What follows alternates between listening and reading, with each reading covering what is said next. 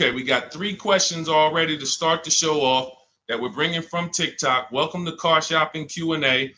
My name is Deshaun, the Auto Advisor. If this is your first time on a live with me, I want you to type the number 1. Welcome to all the first-time people. We do these lives all the time. I see we got Tyler Mom. I see we got Juan Bustos. We got Equus. We're going to get to your question first. We got Lulu just checked in. Shout out to the people checking in on TikTok. And I want you to come in and just focus for a couple minutes. Welcome to the first-time people. Thor Dad, Dorothy, welcome. Everybody who's typing the 1, welcome to the show. My mission is I hold myself accountable to, if you listen to me, my goal is for you to know that you have saved thousands of dollars every car you buy. That is the goal, to know. I don't want you to wonder, because what most people do when they buy a car, they hope they did okay. That's the strategy. They leave the dealership. Hey, you think should we have tried to get them down a little bit more? Nah, I think we did okay. You think we got enough for our trade-in? It's a hope. And 99 times out of 100, they didn't get the good price. They didn't.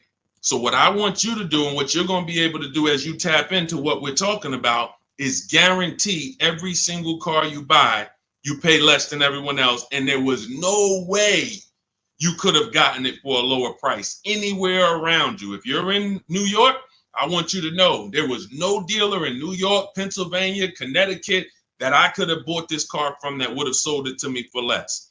Okay. And we do this so easily because we do this from home and we use the internet to make this happen. So, all right, so we got our first couple questions. I do want you to know this whole live stream is sponsored by my new digital book. It's called Cars from Home, 7 Steps to Saving Time, Money, and Avoiding Dealerships. You can get a copy of this. If you don't want to remember any of what we're about to talk about, you might be like, Sean, 30 minutes from now, you're like, this was great. I don't want to remember any of this.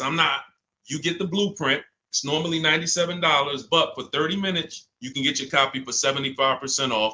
Go into my TikTok bio or my Instagram bio, and you'll get your copy instantly. It'll be in your inbox, 75% off, which is $24, and you'll have everything we're going to talk about and more, because there's strategies that we're just not going to have time to go over today. But if you want the whole blueprint, it's there. On YouTube and Facebook, we have a comment pinned for you guys so you can get your 75% off. Let's get the show on the road, Dolan. So Equus from TikTok asks, how do you deal with those who only want to communicate by phone? Okay, so there's dealers that are not going to come off that. That's why it's important for you to have multiple options. This is so important. The key to overpaying is dealing with 1 or 2 dealers, because what they want you to do is they want you going into the dealers. You lose all your leverage. Leverage is what allows you to get better deals. The more leverage you have, the better deal you can get. Leverage is things like, I don't need a car today. I can buy a car today, but I could also wait until the end of next month. That's leverage. You're not desperate. When you give off desperate vibes, you're losing your leverage. Oh, I need a car today. Oh man, you're one of the only dealers that have this car. I've been looking around for it. These are all things that lose you leverage. You don't even know. This is losing you leverage. So that's why I don't like to talk.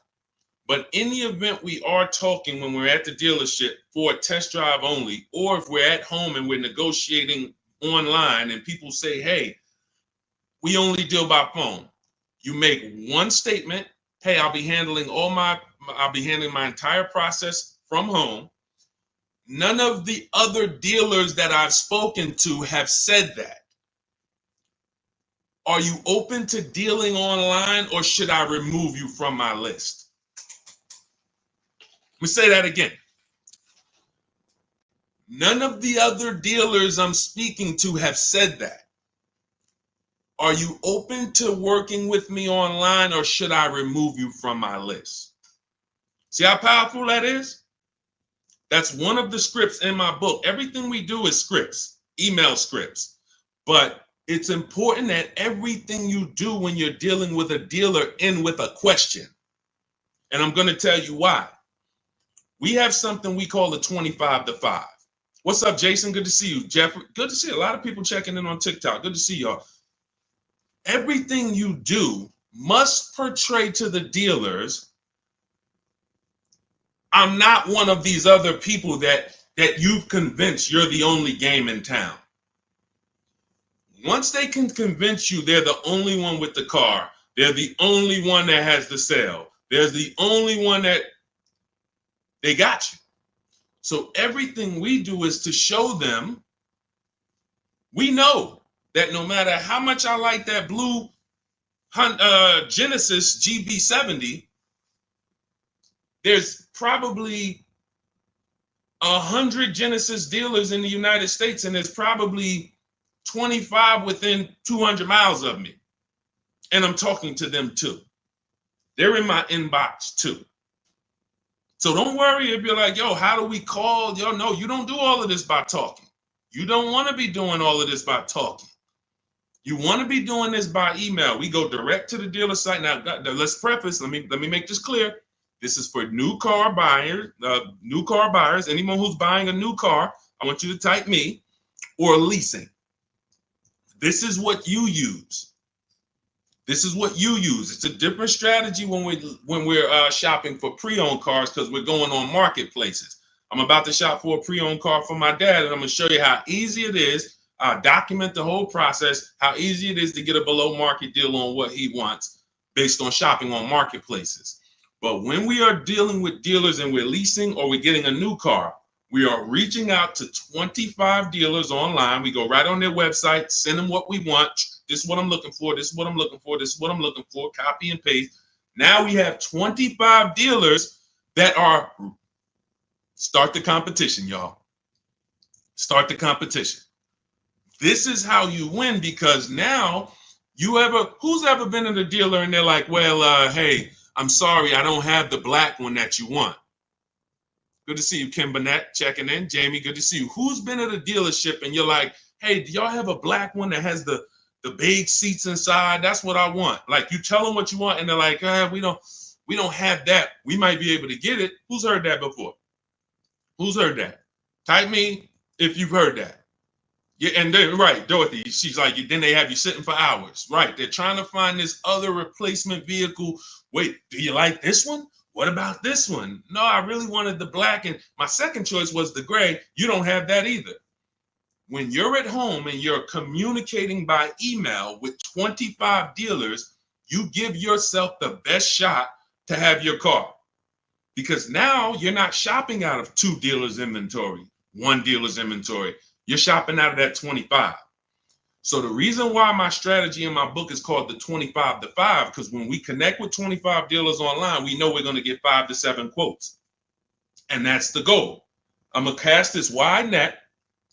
I'm going to get 25 quotes. Now I realize, like Equus said, you're going to get the normal things that you should be using to eliminate dealers. Hey, we only deal by phone. Hey, when can you come in? Hey, we don't provide quotes online. Perfect. None of your competition, none of the other dealers I'm speaking with have said this. Should I remove? Are you open to dealing online, or should I remove you from my list? No one wants to be removed from a list. And here's why every script we have that we use, and I probably in my book, I probably have 20 different scripts based on what they're going to say. And the reason why everyone ends with a question is this. These dealerships have managers that every time they come in to look at what we're a lead, put it like this, anyone in sales knows what that term is, lead, we become a lead. Leads cost money. So when that manager comes to the salesperson and says, hey, why haven't you contacted Marco Sanchez? He said he was looking online. He gave you everything you needed. What's going on? Why haven't you contacted this woman, Shanice Johnson? What's happening?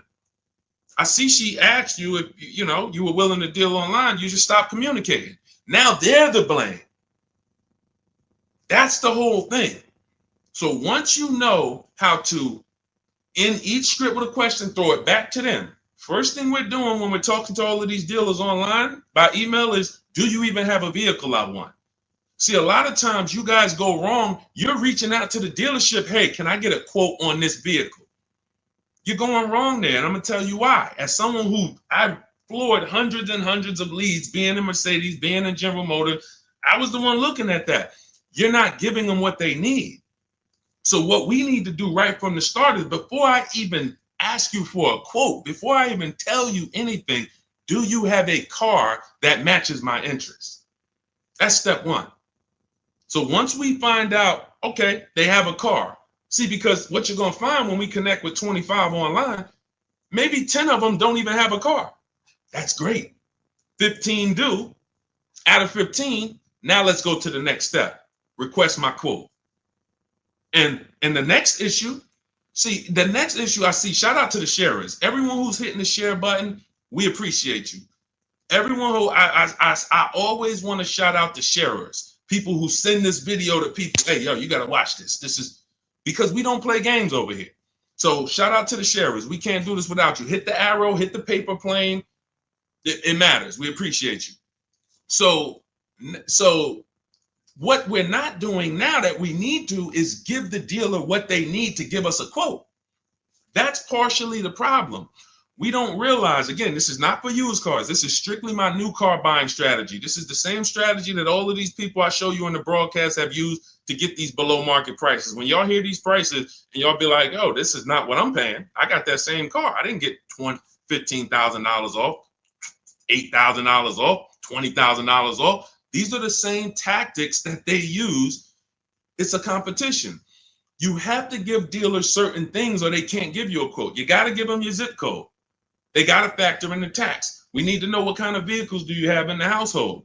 That's conquest rebates, loyalty rebates. We need to know what you do for a living. See if you qualify for any incentives there. There's certain things, what credit tier should we assume? So when we say, the reason why I created these templates that you'll have, literally, you get your copy of Cars from Home, it's 5-star rated. You'll have all the templates. But like I said, if you guys want to, if you're like, Deshaun, I'm writing down everything. I'm going to remember all of this. God bless you. God bless you. I'm going to give you the game. If for those of you who don't want to remember it, get your copy of Cars from Home in my TikTok bio, my Instagram bio, the YouTube comments, or the Facebook floating link there. And you get it for 75% off for 30 minutes. You won't pay the $97 price, as long as you get there before 30 minutes. So the reason we have these templates set up is because I need you to be able to simply copy and paste and send them out to multiple dealers. You're sending the dealers the same thing. You're not changing. You're sending every dealer the same thing. So now every dealer has the exact same information and they can actually compete. And those who, remember this, there's an 80% that I need you guys to know about. The 80, some of you have heard of the 80-20 rule. 8 out of 10 dealers are overpriced. Doesn't matter how much you negotiate with them. Their lowest price is going to be a lot higher than their competition. When you hear somebody say, hey, Mr. Haywood, we appreciate you, but this is my best price. I can't get the manager to go any lower than that. Who's heard that? Who's heard that? Who's been in a dealer and they just like, listen, you beat me down. This is the best price. I can't get any. You basically still in the car, right? God's anointed. When you heard that, Cheryl, you heard it. Okay, so now, definitely heard that before, right? They're not necessarily lying. What you have to know from this particular point on in your life is that is only your best price. That's not Nissan's best price. People will say, hey, I went to Nissan, man, those cars are high. No, I went to Nissan of Bay Ridge, got a price from them. It was high. One Nissan dealer, these are all independently owned franchises competing. They report at the end of the month who sold the most cars. They get awards for that. Best in class, best in the region. They're competitors. This is the secret to you saving more money than you've ever saved without even trying. Putting the competitors against each other is how you save the money. And once they have somebody who they know is making them compete against their competitors, you're going to pay less than everyone else. It's not even a game. The person in that dealer, if they're at a dealership and they're what we call, I want y'all to remember this, type it if you know, the 80%. Everybody who's getting this point, I want you to type 80% into the chat. That means you're getting it. 80% of dealers, no matter how good of a negotiator you are, they're never going to give you the price that their competition could give you.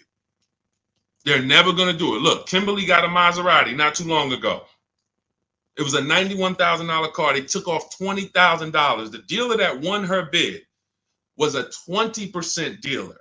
See, we got the 80% dealers that don't want to compete. They're going to make sure, yeah, I'll take off $4,000, but I'll leave myself another $3,000. I'll take off $6,000, but I'm not going to give you the $2,000 rebate that you don't know about. Yeah, I'll take off $2,000, but you're not going to know that I'm sitting on another $5,000. I'm not giving that up. That's the 80%. They're not going to give it up. But when you sit at home, you do look like Kimberly did, save 20 grand, like Sean did, got 20 grand off his F-150. Like we just had, my God, the biggest discount any of my people who follow me ever got that was reported to me was this one. Oh my goodness, she saved almost $30,000. I said, you definitely got the record. Now again, it's different for every car. We never know where the bottom is. This is Milligan. She got it. It was a $79,000 vehicle. She got it for $51,000. Now, in that was $20,000. It was a $20,000 plus discount, a $7,500 rebate. She found a dealer. That's the 20%. That's why we cannot go and look for the 20%. We can't walk in and hope, I wonder if I'm in a 20% dealer. You don't know. The only way you know is you sit at home, you make these dealers compete against each other, and then you see the best ones. Wow, you're a whole lot less. You're the 20%. All of them was trying to overcharge me. That's the key. That is the key. All right. Great question, Equus. All right, let's pull up the next one. I know we got a lot more. I just wanted to go deep on that. Feel sorry for you for buying that Maserati. She leased it, so she's enjoying it. You know, you can say whatever you want to say, but you know, people enjoy it. And what we do, quite honestly, is we take the steps to make sure that the vehicles we are looking at have great public data. That's one of the steps. And step 4 of my book is called Shopping, Not Buying. We actually take these steps to check these vehicles and check the data, check the initial quality, check the reliability. So, you know, she's enjoying her Maserati. Trust me, every day she's enjoying it. All right, go ahead, Dolan. Okay, KLK, good to see you. 2023 Camry XSE under 30,000 miles. What's a good price? We only know by competing. Now let's talk used, because this is a used question. Now let me tell you this. This is very important about recent year used car shopping. This is very, very important. Those of you who you're like, Deshaun, I want a used car, but I only want one that's like 1 year old, maybe 2. 2 problems that you need to think of that we need to take seriously. Dealers only get used cars by buying them from auction, buying them after people lease them, or buying them from their customers or who trade them. Those are the only 3 ways dealers get pre-owned cars. What do you think the odds are that they're getting a 1 year or 2 year old pre-owned car? Unless there was a 2-year lease, they're not going to see a lot of them. Unless they bought unless someone bought the car and said, all right, I don't like it, and came and traded it in 2 years, they're not going to get a lot of them. Problem with that is we don't have pricing to compare it to. See, when we're shopping for a pre-owned car, I'm about to shop for a 2021 Ford Explorer for my father. That's his first choice. I know I have hundreds of vehicles to compare, assess the market, see what the low side of the market is first. When we go in these marketplaces, we need to see what the low side of the market is, where the high side is, and we're targeting the low side. But when we don't have enough vehicles to do that, this is a dangerous zone. Now, let me tell you what could happen.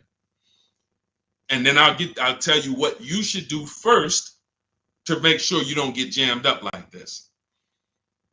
When you see a vehicle that is okay, let me go back to this big discount example. So you got a big discount. Milligan saves $27,000 off a new Mercedes, right? You guys can see it if you're on Instagram, if you're on YouTube. Even a regular deal where somebody saves $6,000, like Tiffany, she saved $65, almost $7,000. If somebody walks in to buy this vehicle 1 year old, they don't realize that the new market on that vehicle is almost $7,000 off. So they might look at a $44,000 vehicle that was originally $45,000, but today it's a 1 year old one. It has 8,000 miles on it. We're asking $35,000. All right, could you do 34? Because the new ones are 44. The new ones are 44. So maybe I could buy a 1 year old one for like 35. Okay, so all right, I buy it for 35. Problem is, the new market for that vehicle was 37 and change. So for $2,000 more, you could have got a brand new one. Does that make sense? Type locked in if that makes sense. I'm buying a 1 year old version of this vehicle. Sometimes people do this with 2 year old versions.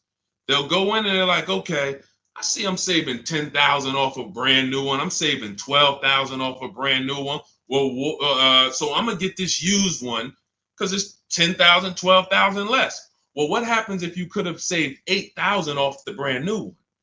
You have to know the market for the new one when you're buying a vehicle that's that recent, that doesn't have a ton of competitors.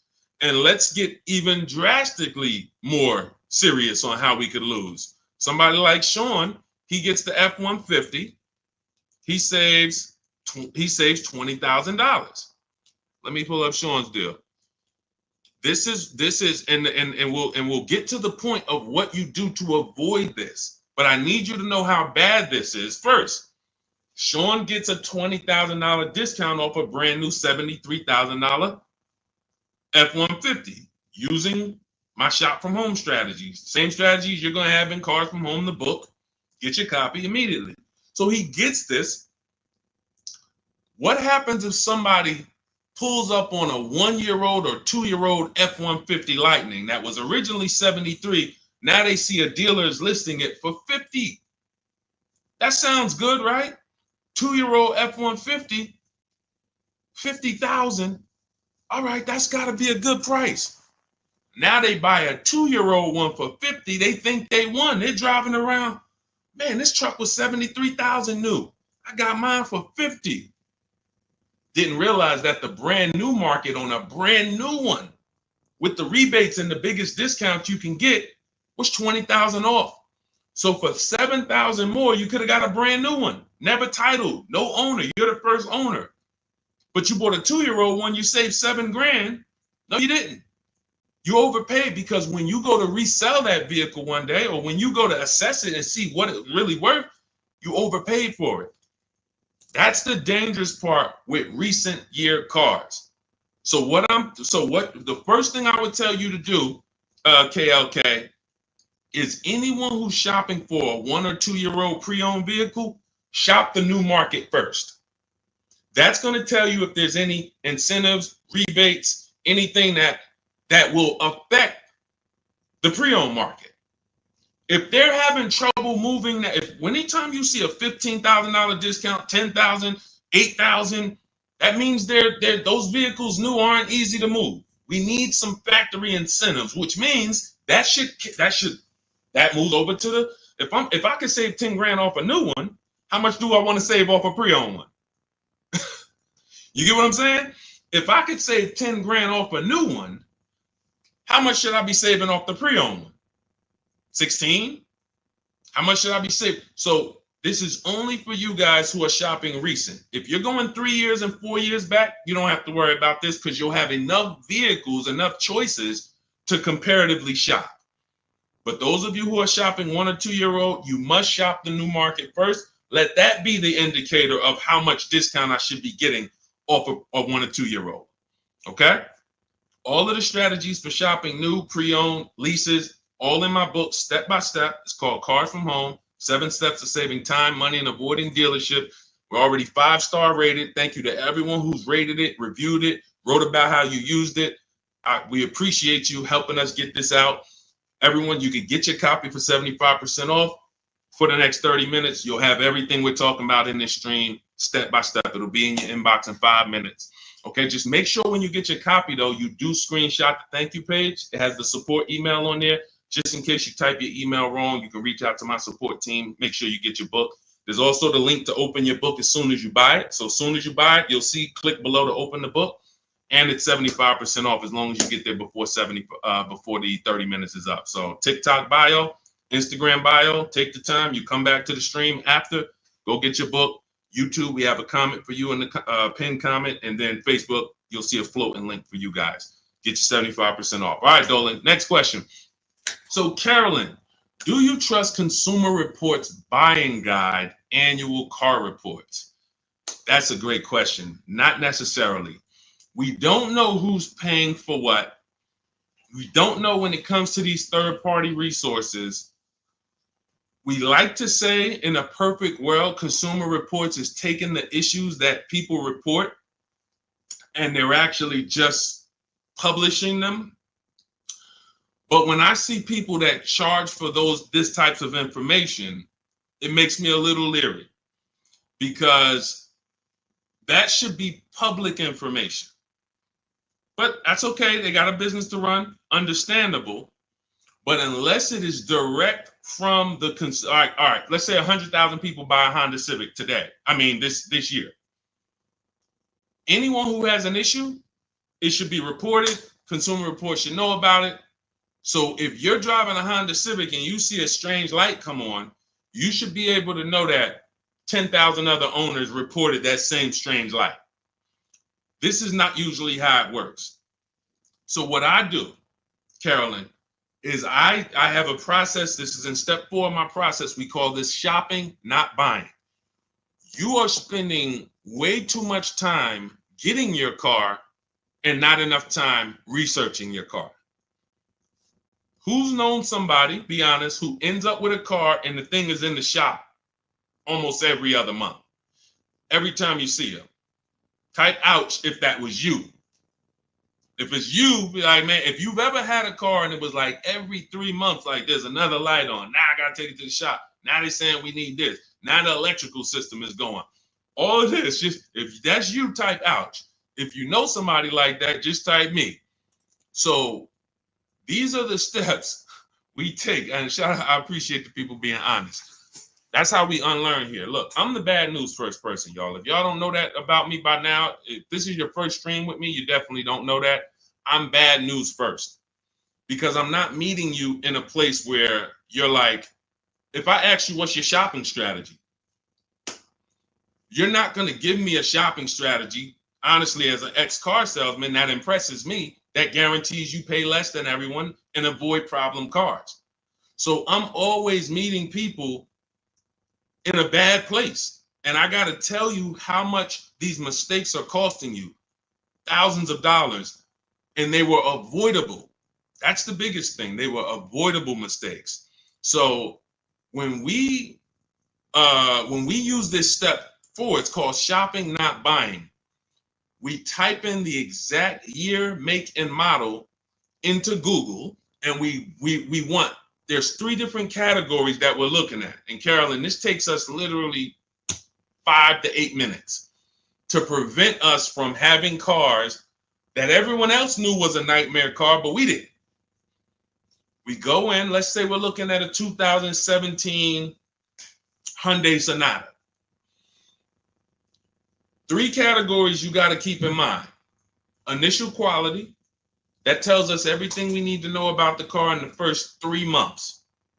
What are owners saying about the car in the first 3 months?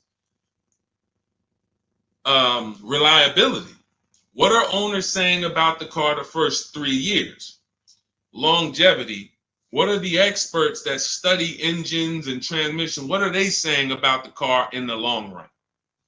Those are the three categories that you guys burn into your head. If you have my book, you don't need to burn them. Initial quality, reliability, longevity. These are three totally different data points. So we go in, we type in 2017 Hyundai Sonata initial quality. That'll tell us when it was new, what were they saying about it? Were they saying it was an electric problem? Were they saying this car has less than normal quality? Okay, and we just skim Google. That's it. Skim those first couple articles. You don't even need to go to the second page. Do not go to any dealership or brand sponsored site. So if you're looking at a 2017 Hyundai Sonata and you like, don't go to Hyundai of Westmount, see their little blog article they wrote about it. No, you want third party independent people, skim it. Then we type in 2017 Hyundai Sonata reliability. Skim the articles. Any red flags? Any red flags? Then, if you're buying a pre-owned car, those of you who are leasing, you don't need to do this. But if those of you who are buying a new car or buying a pre-owned version, you want to type in 2017 Hyundai Sonata longevity. 8 minutes. 8 minutes. To prevent. I've had people that's like, man, Deshaun, once you told me about that quality search, the vehicle I was looking at, I had to eliminate it because they were saying it has electrical problems. That year. That particular year, because sometimes the 2019 has electrical problem, the 2020 is fine. That means the manufacturer took the steps, saw the reports, saw that the reliability was lower than normal, people were reporting it, and then the following year they corrected it. Who's heard never buy a car the first year it comes out, or never buy a car when it has a new engine, or a new electrical system, or a new transmission? This is what happens. So that's why each year is important. But this is how these little things, see, because some people look and be like, Deshaun, how long does it take you to get these deals? How long does it take all of these people to get these deals? When you're good, 90 minutes. Your first time, it'll take you about 2.5, 3 hours. By the time, before one visit to the dealership, by the time it would take you to get in a dealership, get in your car, go drive to a dealership, have them, hey, I'm here to see Charlie. Go get Charlie, pull up a car. Hey, yeah, they got to pick it out. No, Charlie, you got a white one? Now, next thing you know, by the time you did that, the total time, we already talking to 25 dealers. We already seeing the whole used car market. You at one dealer. They're at one dealer. It's leverage. So once you get good, you'll be able to get deals in 90 minutes. Now, I don't suggest you do your research in 90 minutes. I suggest when you are test driving cars and you're deciding what you want, don't rush that. Don't rush that. People call me, people DM me, Deshaun, I got a car, I had it 6 months, I'm trying to replace it. You're about to lose a ton of money. You can't buy a depreciating asset and replace it in 6 months and not lose thousands of dollars. Many of you know that. If you buy a car today, try to take it back tomorrow, you already lost $5,000. So you can't switch it. So the problem is we don't spend enough time shopping. That's deciding what we want. And this is the process. So what you're hearing is a process. I know you're not used to this. It sounds like I always just wing it. Yeah, you wouldn't wing a house purchase, right? And if you did, you'd expect to lose. I could wing my house purchase. I don't really care. Just, boom, here's my application. All right, now home inspection, all that. All right, now they told me it was bad. You just wing it. How would that turn out? But the second most expensive purchase of our lives, most people out there winging it. So when you come over to this world, you no longer are winging it. You're following a predictable process of making sure I'm paying less than everyone and making sure I get quality vehicles. Okay, so no, Carolyn, I'm not going to say I don't trust Consumer Report, but I would certainly add to my research and do those three searches that I just talked about: initial quality, reliability, longevity. Any car we buy, we're going to do that to make sure that we're not getting a bad car. There's no guarantees, but it definitely is us taking the steps to see where the data is, to try to protect ourselves from a bad decision. Go ahead, Dolan. Next question. Tons of people you get a good price. I teach you to get a good price. You get a bad car. You lost. You know what I'm saying? Sharon, good to see you. My son has a 2002 Chevy Blazer. We're trying to purchase a used SUV as possible without making payments, maybe 10,000 or less, or maybe more. Any thoughts? So that's a Facebook Marketplace play. What we do when it comes to Facebook Marketplace, here's what you have to understand. You're looking for an owner. Anything under 10 grand, this is where the gems are, Facebook Marketplace. Because here's the thing. You're either going to buy private party or you're going to buy retail. The thing about retail is at a dealership. Retail in that price point, you're seeing a lot of crap. Not only are you seeing a lot of crap, you're seeing vehicles that were bought by dealers for $2,000, $5,000. Dealer puts $1,500 into them or whatever they put into them, turns around and sells the vehicle. Very, very light history on those vehicles. Don't really know what happened with them, who had them. Yeah, you can get a Carfax, but sometimes it's 3 owners. It's just you're literally going through. It's a needle in a haystack. And the sorting process that we use to buy our used cars, we sort it down based on title, based on service records, based on accident records. That's how we sort it down. Then we go into pricing. But in terms of just how we sort from the hundreds and hundreds of cars we look at online to our top 5, title history, service records, accident history. Once we know where the low side of the market is. So you got to look and say, all right, these older cars with higher mileage that I would find at a dealership for $6,000, they don't know anything about them. They don't know who had them. They don't know who owned them. They don't know the history. When we go to Facebook Marketplace and we sort for owners, we are now able to find people that know the car. They've had the car for 10 years, 8 years. This is what we want. Now, you're going to have a lot of dealers that put their owners, you got to ask the right questions. Hey, how long have you had the car? When you start hearing, and some of them have certain voices where it's a dealer. Man, I know you're a dealer. Like, we don't buy from them because all they did was go to the auction, pick up a car, now they're trying to flip it. And that's not a problem if you knew the history of the car. Because you don't know the history of this car with 80,000 miles or 110,000 miles, I'm taking on the risk. Because once you sell it to me, it's my problem. No warranty. Many of these cars you're not getting a warranty with. But when you buy from a grandfather or a grandmother or someone who's had their car for 9 years, 10 years, and the only reason they're selling it is because they got a new car or they needed a bigger car and they can tell you everything about that car. Yeah. This is right here. I was coming out the garage and I kind of nicked the mailbox. That's where I got that scratch from. That's what you want. That's priceless. You make a deal with those people. You pay you pay your local mechanic to come with you. Once you find that vehicle, you pay him $100. Can you come and take a look at this vehicle with me? Give me your opinion on it. This is like a home inspection. We don't mind paying $500 or $600 or $800 for a home inspection. Why? Because it protects us. It protects us from bad decisions, which lose us more money. So when we pay a company like yourmechanic.com, or if we have a local mechanic, some of you know I preach, you must have a local mechanic. You actually pay them, come here, take a look. Now you got out of Dodge $5,000, $7,000. You got a car that you know you could drive for the next 3-4 years. You know the history of it. It was taken care of. You looked at the Carfax. You validated that everything the owner told you was official. This is priceless. That's how I would be shopping if I had less than $10,000 to spend. That's what I would be shopping for all day long. Private party owner. All right. So, yeah. Let's go, Dorothy. Good to see you. No. You're not getting anything good for under 10,000. You're not getting anything good for under 10,000. See, some people will put their projections on you. Hang on 1 second.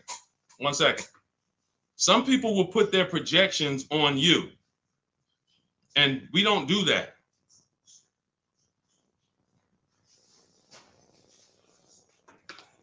Hang on 1 second, y'all.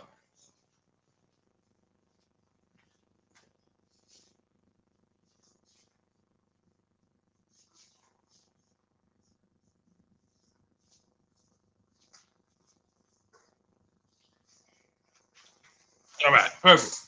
Yeah, so listen, it's very important that when y'all step over to this world, You don't listen to anyone else who cannot shop. It is extremely important. We are in our own bubble over here. Those of you, look, if you're on YouTube, just the fact we can post deals. You see people posting their numbers. Everyone posts their cars. These are people in my private group. Anyone who wants to know about my private group, you could go with shopwithdeshaun.com. It's in my bio. Because I teach people how to learn no matter how they want to learn. Some people want to learn directly working with me. Some people want to learn by getting the blueprint. I don't care how you get it, but get it. Here's the point.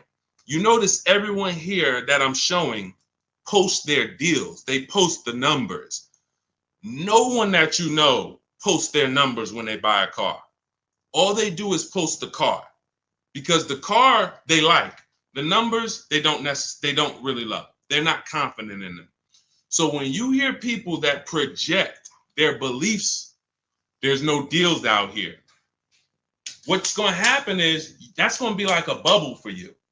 That's going to, because there's no deals for you.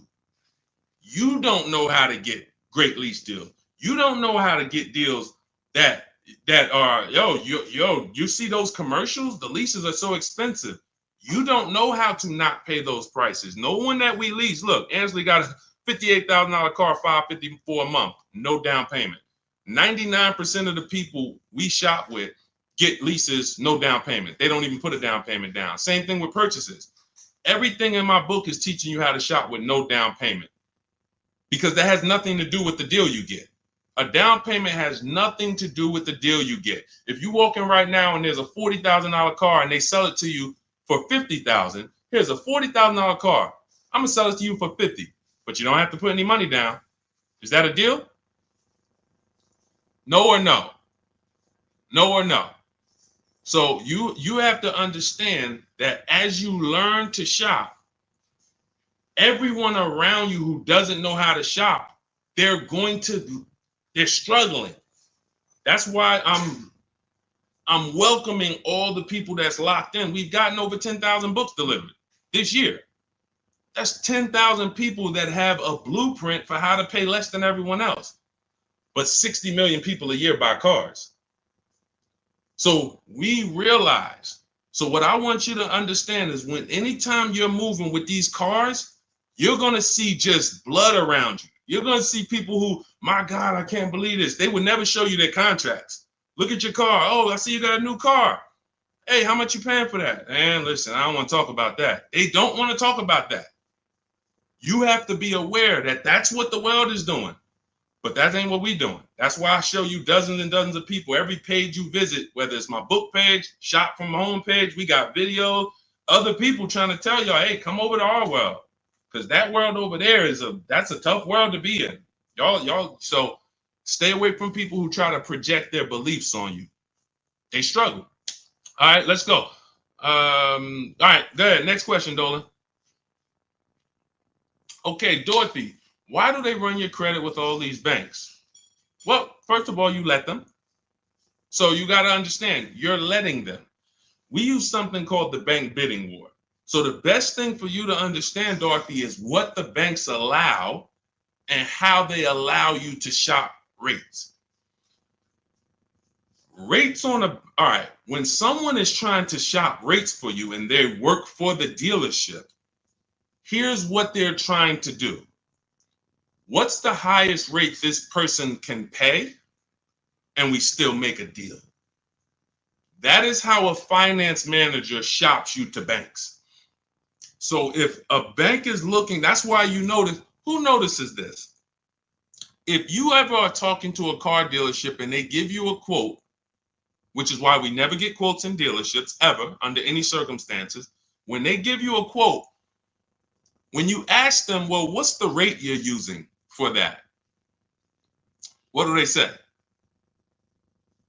They start backpedaling. Well, we don't really know, we're assuming like, maybe 6.9, you know what I'm saying? It's not like, okay, no, we're using 7.9 for the quote.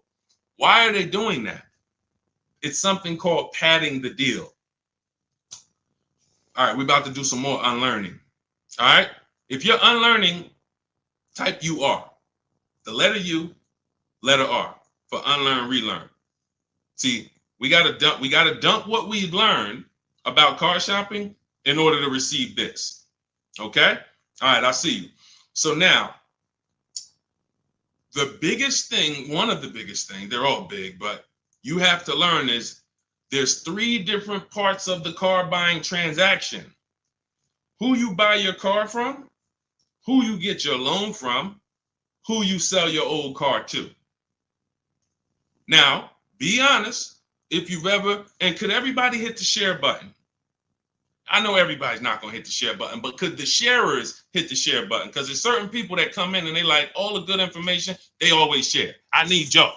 I'm talking to you. Can you find the share button on any platform you're at and share this? Shout out to the sharers. Always appreciate you. So there's 3 transactions.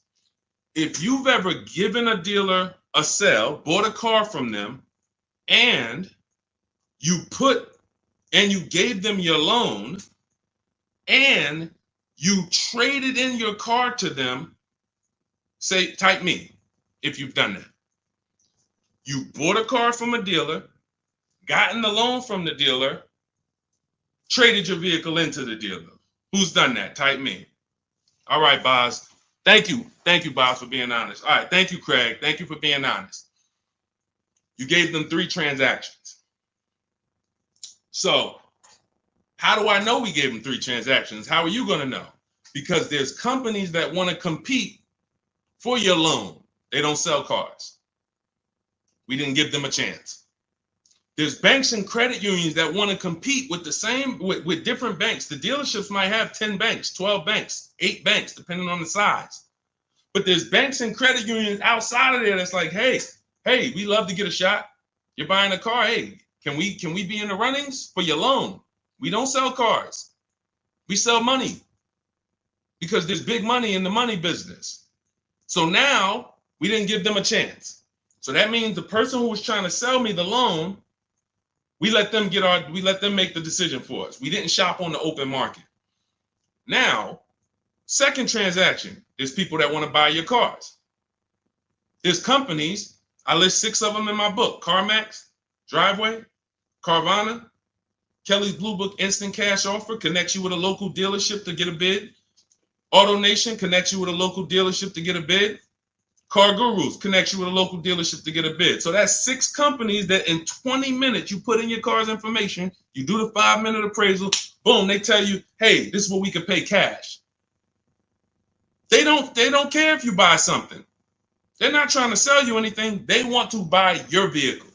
We didn't give them a chance. We got 1 offer from the same dealership we bought a car from. 3 transactions. So part of maximizing all the money we save is being able to bid out each one of the transactions. I'm going to say that again. Part of making sure you get all the money due to you in a car transaction is I'm bidding out each part of these transactions. Type, like, I don't know. Type $signs if you understand that how powerful this principle is. Type $signs if you understand that the bidding out of each transaction is how we guarantee we save the money. See, what the dealers want, what the car salespeople want, who they want to play with all of that money. Give me all the money. Craig, come on in. All right, listen, you want to buy this car? All right, let's take a look. Listen, don't worry about the numbers. We're going to work the numbers out. Now, you got to trade in too? You got to trade in too? Yeah, all right, I see the trade in. Don't worry. Listen, one thing about us, we never lost a deal over price. Who heard that? This is all. People say, oh, this guy couldn't sell cars. That's why he teaches now. How hard is it to sell cars? Like when you move and you're like, giving them that, here's what the dealer has. Here's what the dealer. All right, I got about $5,000 of wiggle room in this car. Then I got a $2,000 rebate. All right, then I could go with the rate. I could play with the rate Now, salesman's not going to play with the rate because they don't touch the finance manager's money. But when I was in Ray Catena, we were our own finance managers. 2 Mercedes dealers I worked at. We ran our own numbers at Morristown, but we did not control of Ray Catena. We were the finance manager too. So we sold the car, we did all the paperwork, application into the bank, went over the products, extended warranties, one person. So that's why a lot of these car salesmen can't understand what I teach, because they haven't been a manager. They've never been a finance manager. They don't even understand.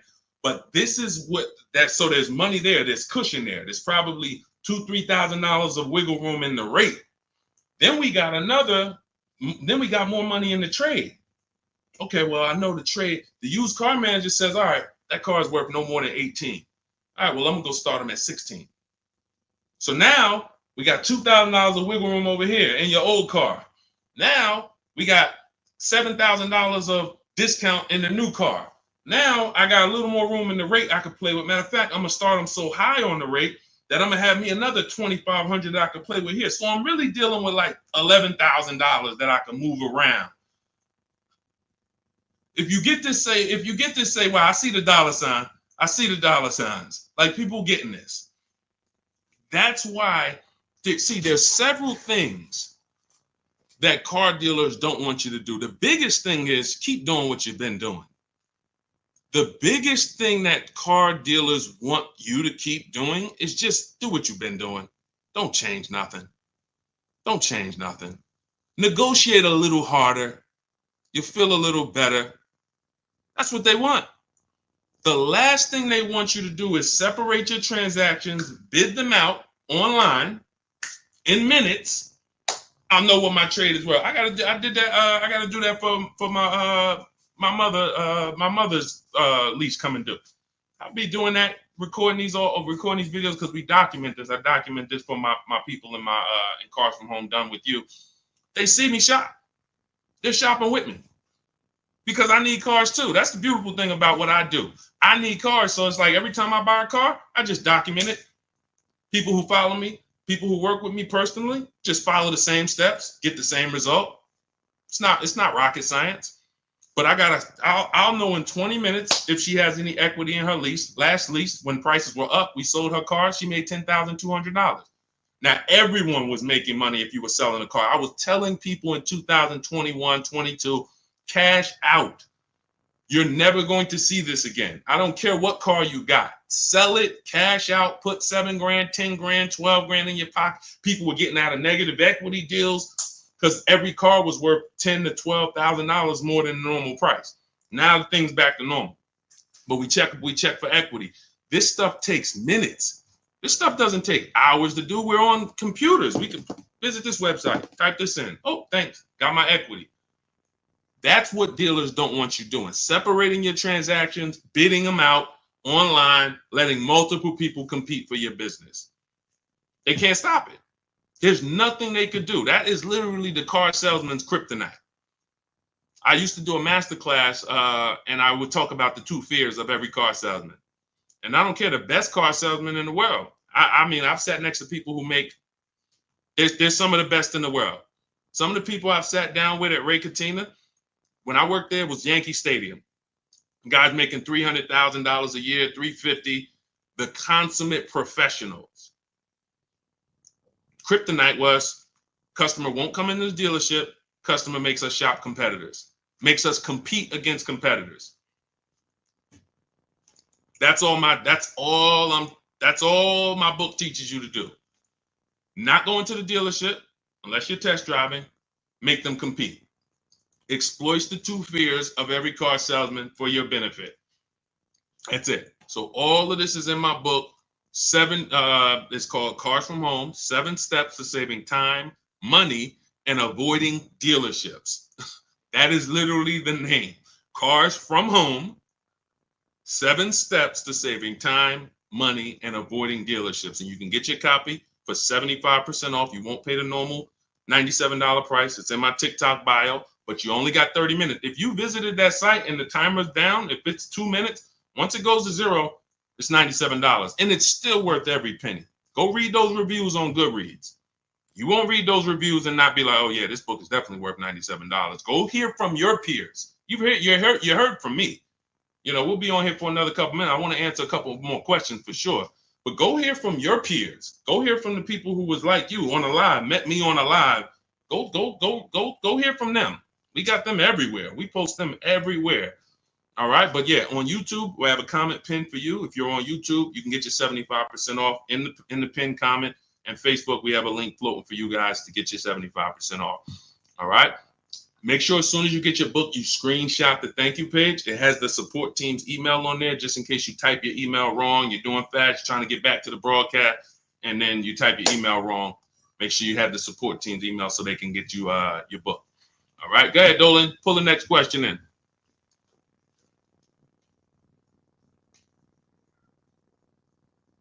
Hang on 1 second.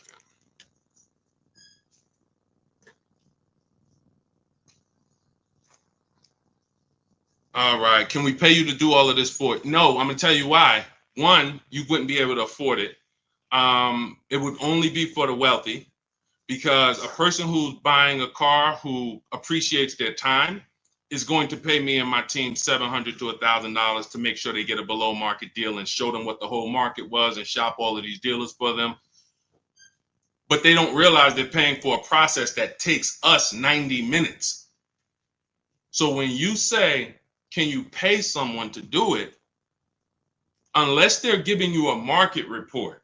This is why brokers are ripping you guys off, because anyone who what they're doing is they're basing it off of your fear and your dread, and they're saying, well, just trust me. So you're still giving someone else the same way I just said. You're giving all the car dealers those 3 transactions. You're just giving them to a broker. Get me my loan. Get me this. Don't mark it up. No, unless they're bringing you a market report saying, hey, yeah, we shopped 25 dealers for you. Here was their offers. These dealers didn't have a car. Hey, we shopped the entire used car market for you. Here's the low side of the market. Here's the high. Here's the top 5 that we narrowed it down to. They're doing you a disservice. Here's the offers we got for your old car directly from the people who are going to buy it. All right, pay me my money, and then here, go pick up your car, go sell your car here. What we do takes 90 minutes. Now, I could do it in 90 minutes. As I said in the beginning, you going through the book, it's going to take you 2.5 hours, 3 hours. It's not going to take you more time than you would spend in one dealership. But that's the biggest thing. That's the biggest thing. If this was a 10-hour process, 12 hours, yeah, maybe we charge and we create a team to do this for people. Oh, no, you're going to pay me and we're going to make $200, $300 an hour for our expertise, because you're going to pay us $700 to $1,000 and we're going to get a deal done for you in 90 minutes. So we're really making like $500 an hour, which is fine. But I'd rather teach people to fish than fish for them. Like, we're not building rocket ships here. We're going on websites and we're copying and pasting. Believe in yourself. Go ahead, Dolan. Let me make sure I get this. Okay, Cheryl, do you get the upgraded version in the same link that you bought the book before? No, you get the okay, so if you bought Cars from Home, anytime I update the book, I update the master file. I'm glad you asked this question, Cheryl, because I didn't even mention this. This is just more value that I give to the people that take action. I've updated that book probably, originally it was called Car Shopping for People That Hate Car Shopping. So some of you have that version. And then I updated it, created Cars from Home. What I did is I went into the master file, replaced it with the new version, and everyone who went and opened that book, they were like, oh, wow, the name has changed. Oh, wow, this content has changed. Oh, wow. This is what we do. This is why I saw somebody in the comments says, is there any way to get a physical book? A physical book, you would have to pay every single time a website changes. Vroom went out of business. Vroom used to compete to buy our cars. Vroom, every time we have 8 marketplaces we shop. When we were shopping for used cars, In my book, I have something called the multiple marketplace strategy. We're on Cars.com, Car Gurus, Carfax, Auto Trader, Driveway, Carvana, CarMax, and eBay Motors. We're on 8 marketplaces. Vroom used to be there. It used to be 9. Vroom went out of business. If you had a physical book, what happens now? Now you got to wait for volume 2. Oh, here's the new version. Now you're paying again. We went right into the master file, took Vroom out, updated it. No one saw Vroom again. These are things we could only do with a digital book. Some people go digital for their own reasons. They make a digital book for their own reasons. Cars from Home is digital because it's the best way for it to be. I link you to scripts. If you're reading and you're not able to open the scripts and copy and paste, you click a link, you open all my, when you contact dealers, new cars and leases, there's a link you hit, open my scripts up, and you copy and paste them. You should be on a computer. We're car shopping on computers. So to be reading a physical book about car shopping on a computer, that just doesn't match. If you're reading about investing in stocks, sure. You're reading about other things, great. But we're car shopping online. The book should be online. So that's it. And anyone who has the book knows there'd be no way for that to be a physical book. I link you to certain videos. There's all types of stuff, bonuses in there, surprises, but wait, there's more. But not charging you for it. You're buying it and you're like, whoa, I didn't know he got videos in here that he links to. That's just all we do. We want to be the most valuable company to the car buyer. We take that very serious. Go ahead, Dolan. Yep, got mine. Good. I see you. Shout out to everybody who got their copy. Enjoy it and use it. Use it. What's up, Gladys? I need your help for my 24-year-old daughter that needs an affordable used car for work commute. We are in Raleigh, North Carolina. Max is $5,000. What I want you to do, Gladys, I want you to go to the YouTube or the Facebook replay.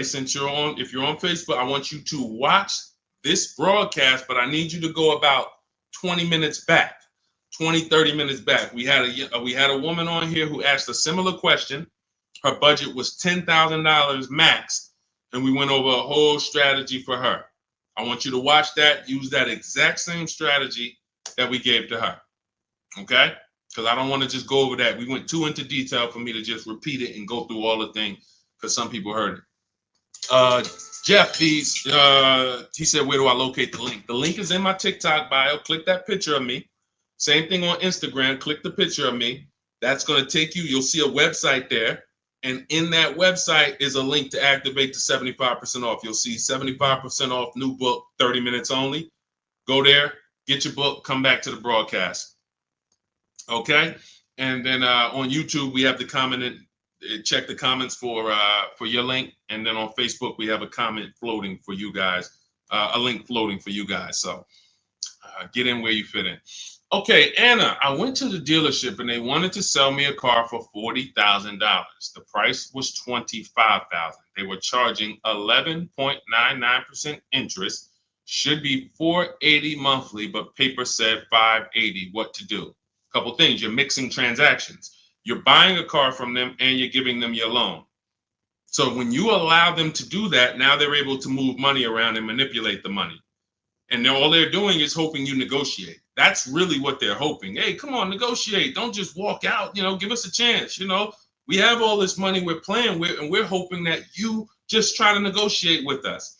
What they're hoping you don't do is to shop the competition.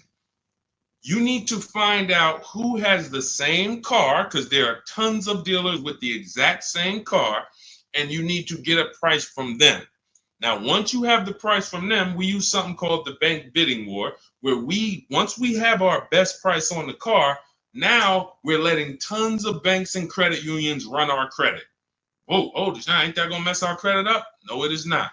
If you Google rate shopping, Experian, which is a credit bureau, they have an entire blog post where they teach you how you can rate shop within a certain period of time. You can have multiple banks and credit unions run your credit with a hard pull, and at the end of that rate shopping window, it's going to affect your credit like one hard pull. So if one hard pull would have dropped your credit score 10 points, 20 hard pulls in that wait window period will drop your credit score the same 10 points. This is how you rate shop, because many of you are overpaying, not just for the cars you're buying, for the loans you're getting. If you sign 11.99%, because some people wouldn't have asked questions, they would have signed the deal and just said, oh, I guess this was it. This is it. Hey, man, y'all got me. No money down. I did all right. And they would have not realized that you actually could have gotten 8.99. From 11.99 to 8.99 is literally, depending on the loan, $40,000 loan, that could be $2,000. So we're not taking rate shopping as seriously as we're taking car shopping. So what I'm doing it from you, Anna, is I'm making sure I find every duplicate car out there, like the one that you're looking at, and I'm calling before I go. Because you also could have run into a dealership that listed one price online. Who's had this happen before? You see one price online, you get to the dealership, and they're like, okay, but we got a $2,000 prep fee. We got this this maintenance plan is mandatory. We added LoJack in here, and then we have an internet fee that you have to pay that, or we can't do business. So you're like, wait, how the heck was the car 25? Who's had that happen? The car said 25. Now the bottom line is this, not just from the rate. So I made a video about that. It was about Atlantic Chevy. They had a vehicle on there that I called them, and they let me know they had no intention to sell the car to me at the price that was online. They were hoping, knowing, not even hoping, they know we're going to get so many people coming to this dealership from this price. We're going to sell some sucker who won't negotiate with us and who'll just be like, all right, man, I'm here already. Let me just get it over with. How much more is it? All right, what's the payment? You lost, bro. They just banged you over the head. They just extorted you, literally, and you signed a deal. So what we do is we find the similar cars. We always verify before we leave. You must verify fees before you go, because the gimmick is the bait and switch. What you're trying to decide, when we narrow this thing down, let me give you a real example here. You're narrowing your cars down. When I was narrowing my cars, I bought this white Infiniti truck 2 years ago. It was a 2020 at the time. It was 3 years old. I narrowed it down to my top 4. I realized that the prices online may not be the price that they want. The price online may be the gimmick price. So if I narrowed it down to my top 4, but I don't verify that there's only these 3 fees, pay attention. For those of you who have my book, who just got your book, you won't even have to worry about this. The price online should only come with 3 fees: tax, documentation fee, motor vehicles. That is it. Tax, motor vehicle, documentation fee. How do I know every single other fee is a scam? Because I've worked at several dealerships in 14 years, and not one of them had any fees other than those 3. So when we hear prep fee, internet fee, marketing fee, dealer this fee, motor vehicle fee is your license plate, your title, and your registration. Somebody said, what's motor vehicle fee? DMV fees. Yep, DMV, exactly. That's it. So anyone who's an honest dealer, when you call them and say, hey, I see the price online here, I just want to verify, what fees do you charge other than what I'm seeing here? Hey, tax, title, and documentation. Perfect. You're still in the running. Once they tell you, oh, well, we got to, if you read the fine print, you see we charge everyone $1,800, but what we do is we add a warranty in-house. Okay, no problem. That's okay. Let me make a note of that, because that doesn't eliminate them. I'm going to tell you why that doesn't eliminate them. You might be the lowest price and you have a $1,000 bogus fee. It's bogus. But we do something that no one else does. All the things we're talking about, no one else does. Some of you like, Deshaun, what are you talking about? No one's doing this, what we even talking. But when I started looking at how people buy used cars, I said there's one important thing that no one is doing. Type a letter U if you bought a used car in the past. I'm going to tell you guys we're getting ready to drop a bombshell, right? And some of you who have the book, you already know this. We're getting ready to drop something real big on this. See, if you've ever bought a used car, okay, I see you, Boz. I see you, Ian. Anyone who's ever bought a used car, see, the reason why I have to have you volunteer your information, because you're the one who's like, Deshaun, I know you're about to tell me that I lost some money and I'm willing to take it because we ain't going to do it no more. So I appreciate you. You guys are the action takers. Not that everyone who doesn't comment is an action taker, but we got a good amount of people who just, you're the action takers. So like, you're the ones who like, I'm willing to hear the bad news because I need to get better. So I said, okay, how do we guarantee we're getting a good price on a used car if we don't know what it was when it was brand new? Let me give you a real example of this. We're going back to our scenario. We narrowed this down. I narrowed my Infiniti trucks down to my top 4 choices. All of them were in a similar price range. I said, okay, we narrowed it down. We talked about that earlier. We narrowed it down based on title history, service records, accident records, and then we're shopping on the low side of the market. So now I'm looking at the low side. All of these vehicles are around between 30 and 32,000. Like, okay. I found out how to get the MSRP of the vehicle, which is the brand new price. The brand new MSRP is that sticker that comes from the day it's built. Why is that sticker so important? 2 big reasons. One, it's going to tell us what's in the vehicle.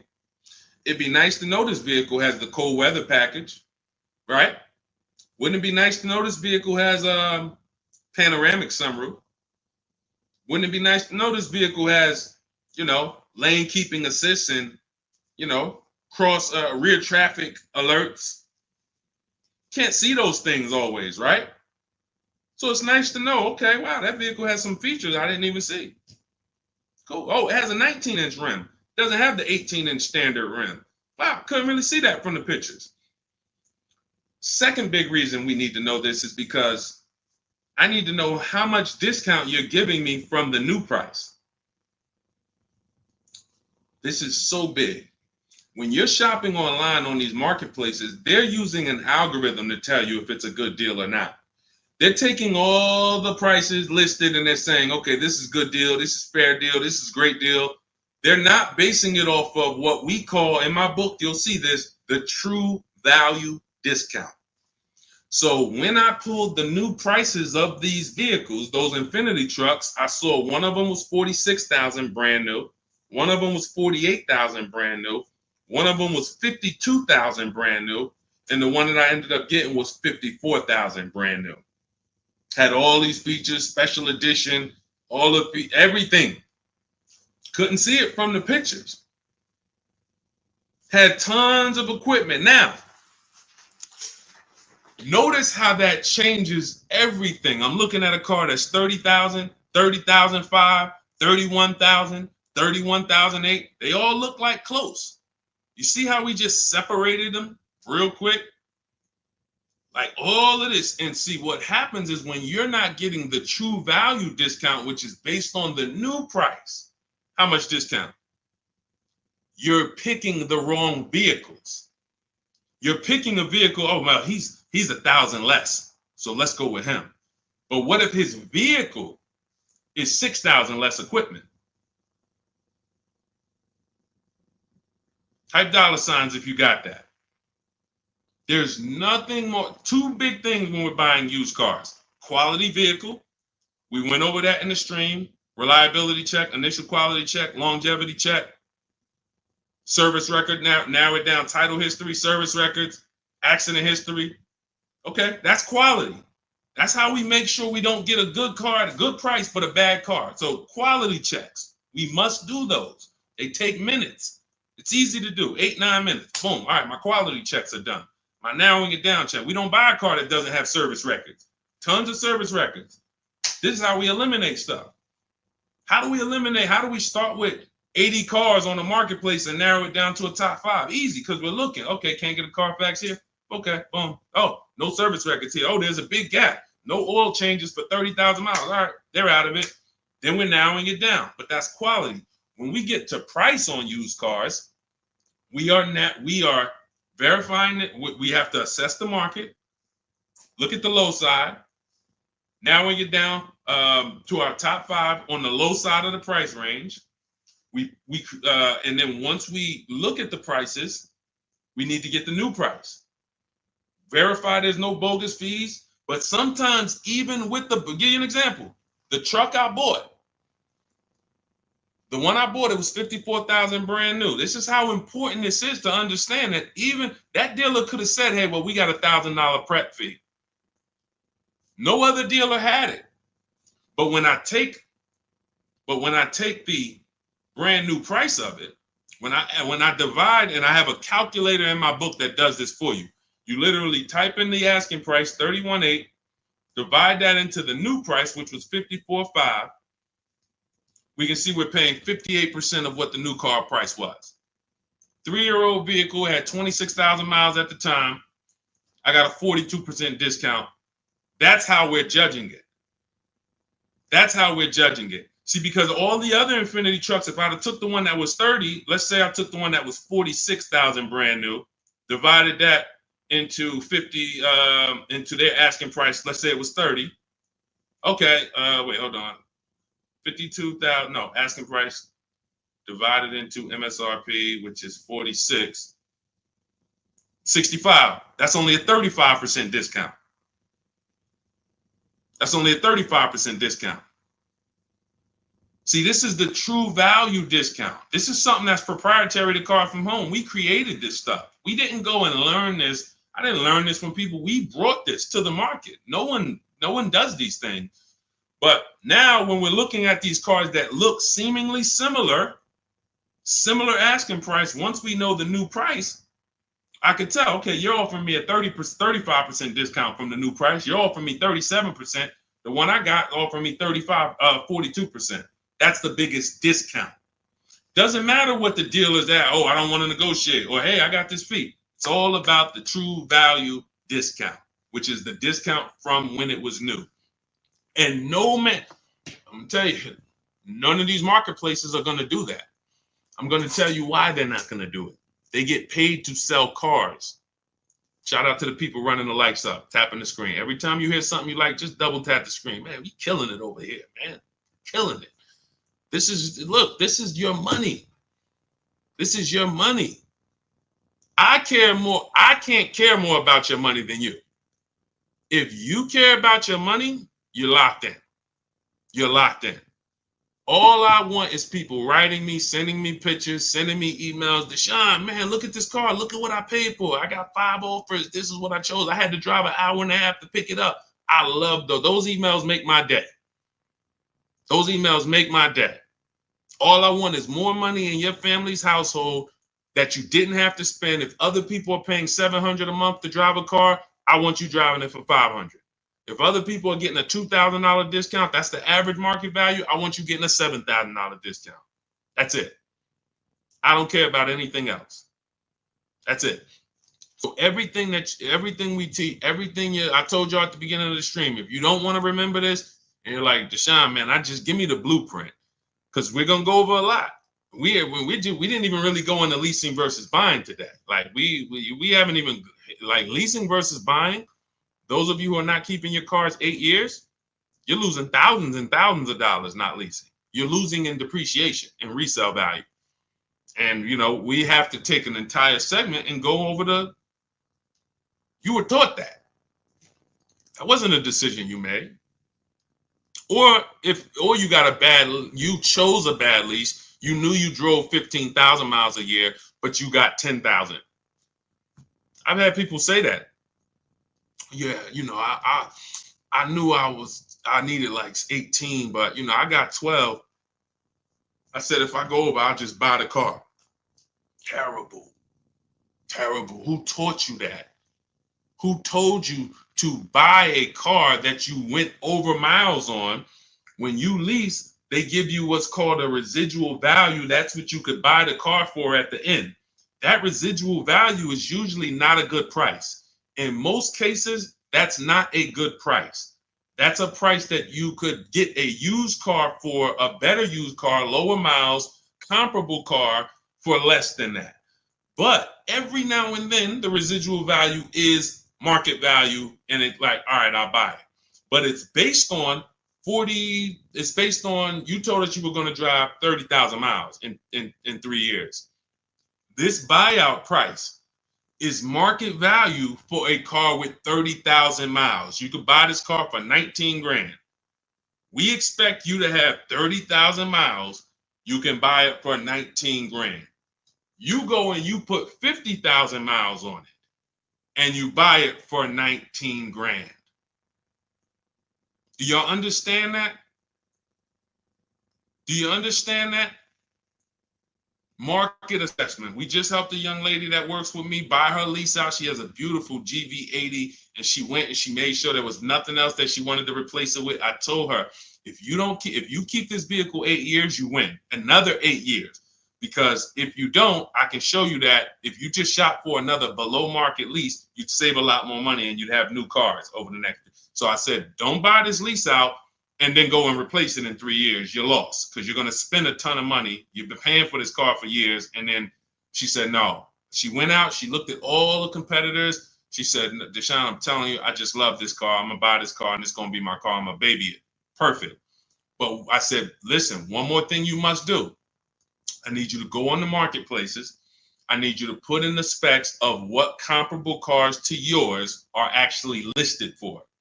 We can't see what they're selling for because it's not like houses. We don't have comps. But I need you to see what they're listed for because you cannot overpay for your own lease. She did it. She came back. She said all the cars that are listed for my buyout, I think her buyout was like 31,000. Every other GV80 was like with comparable miles was like 35, 30. So she was on the low side of it. She was on the low side of the market. I said, perfect. That's all. You're good. That's what matters. Because if you buy your lease out and you could have gotten a used version of that car for 31 and you paid 35 because you wanted to buy your own lease, you just overpaid by $4,000 to buy your own car. And you're not going to feel it now. Well, you'll feel it higher payment. But then when you go to replace that car and say, wait, how y'all only giving me 12,000? Well, because it wasn't worth 35. You overpaid for it. So this is how I dissect transactions. This is why anyone in New Jersey, anyone who's dealt with me, who knew me from the time I was with General Motors, and really when I got to Mercedes, that's when I really became an advisor. Any of my clients would tell you I've been this way. I control the car transaction for my clients. It's a financial conversation. Now, many of my clients did work on Wall Street. They helped me to understand a lot of things. So I had a lot of Wall Street people, and I would ask them questions. Listen, why are you not paying cash for this? And you could, though. Well, I use the bank's money for free. Y'all got 0% financing. Y'all got 0.99. I'm like, okay, it's measuring risk here. And so there were questions that I asked. How'd you end up upside down in this car? You've had it for 5 years already. Well, I leased it, then I bought it. Oh, so you leased it for 3 years, then you took out a loan for another 6 years. You've had the car 5 years, you still have negative equity. Let me start telling people not to buy their leases because this is what happens to them. So all of this is that this is like, it's my unique experience that God brought me through that allowed me to shape how I teach and put this book together that has become a hit, that has helped hundreds and hundreds of people get to below market deals that I know of. We've delivered over 1,000, over 10,000 books now. So it's just, people just use it. That's all I say. So get your copy for 75% off in my TikTok bio, in my Instagram bio. You won't pay the normal $97 price as long as you get there before the 30-minute timer hits 0. Click the picture of me, Instagram and TikTok. You'll see a website there. And then on YouTube and on Facebook, you guys have a comment check the comment section for your link for 75% off. But just get it. All I want to do is see people win. Our miles in the value calculator. We always shop our leases with 12,000 miles per year. Always 12,000 miles per year, because that's how we base it. Everything we do when we're judging a lease deal, Armchair, we're judging it based on the 1% rule, which is older than, I don't know when it was invented, but it was certainly around when I got into the car business. So The 1% lease rule was for super savvy people. Lease people who just like, if you can get a lease payment, no money down, that's 1% of the MSRP or less, you stole a car. Now, some people might say, oh, Deshaun, that sounds pretty crazy. Well, we do this all day long. Ansley, $554 a month, vehicles $58,000. You divide the monthly payment into the MSRP, and you can see. Zafrina, $579 a month, MSRP was $65,950. That's a 0.88% lease.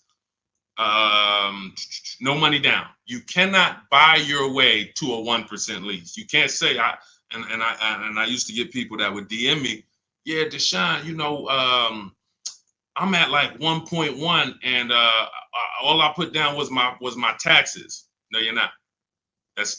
You're not at 1.1. No money down. Your first month's payment only. My first month's lease payment is all we're factoring in when we're getting these offers. First month's lease payment divided into the MSRP, 12,000 miles per year. Shopping my best offers. That's how you judge a 1% lease deal. Teddy, $73,000 BMW, $856 a month. That's a 1.16% lease deal. So all of these are, let's see. Okay, that's a Honda. Okay. Now, how does you don't get to a 1% deal by just negotiating? You need a great lease program. So we have a formula for overpaying for a lease. Overpaying for a lease is over 1.5%. You're paying too much money for a vehicle that you're giving back. Too much money. When you add up all the payments, oh yeah, absolutely. We lease with no money down. That's all we do, Antonio. When you add up all the payments, you'll see I paid $24,000 over 3 years for a vehicle that MSRP was 40. I paid like 65% of the vehicle in 3 years. You overpaid for the lease.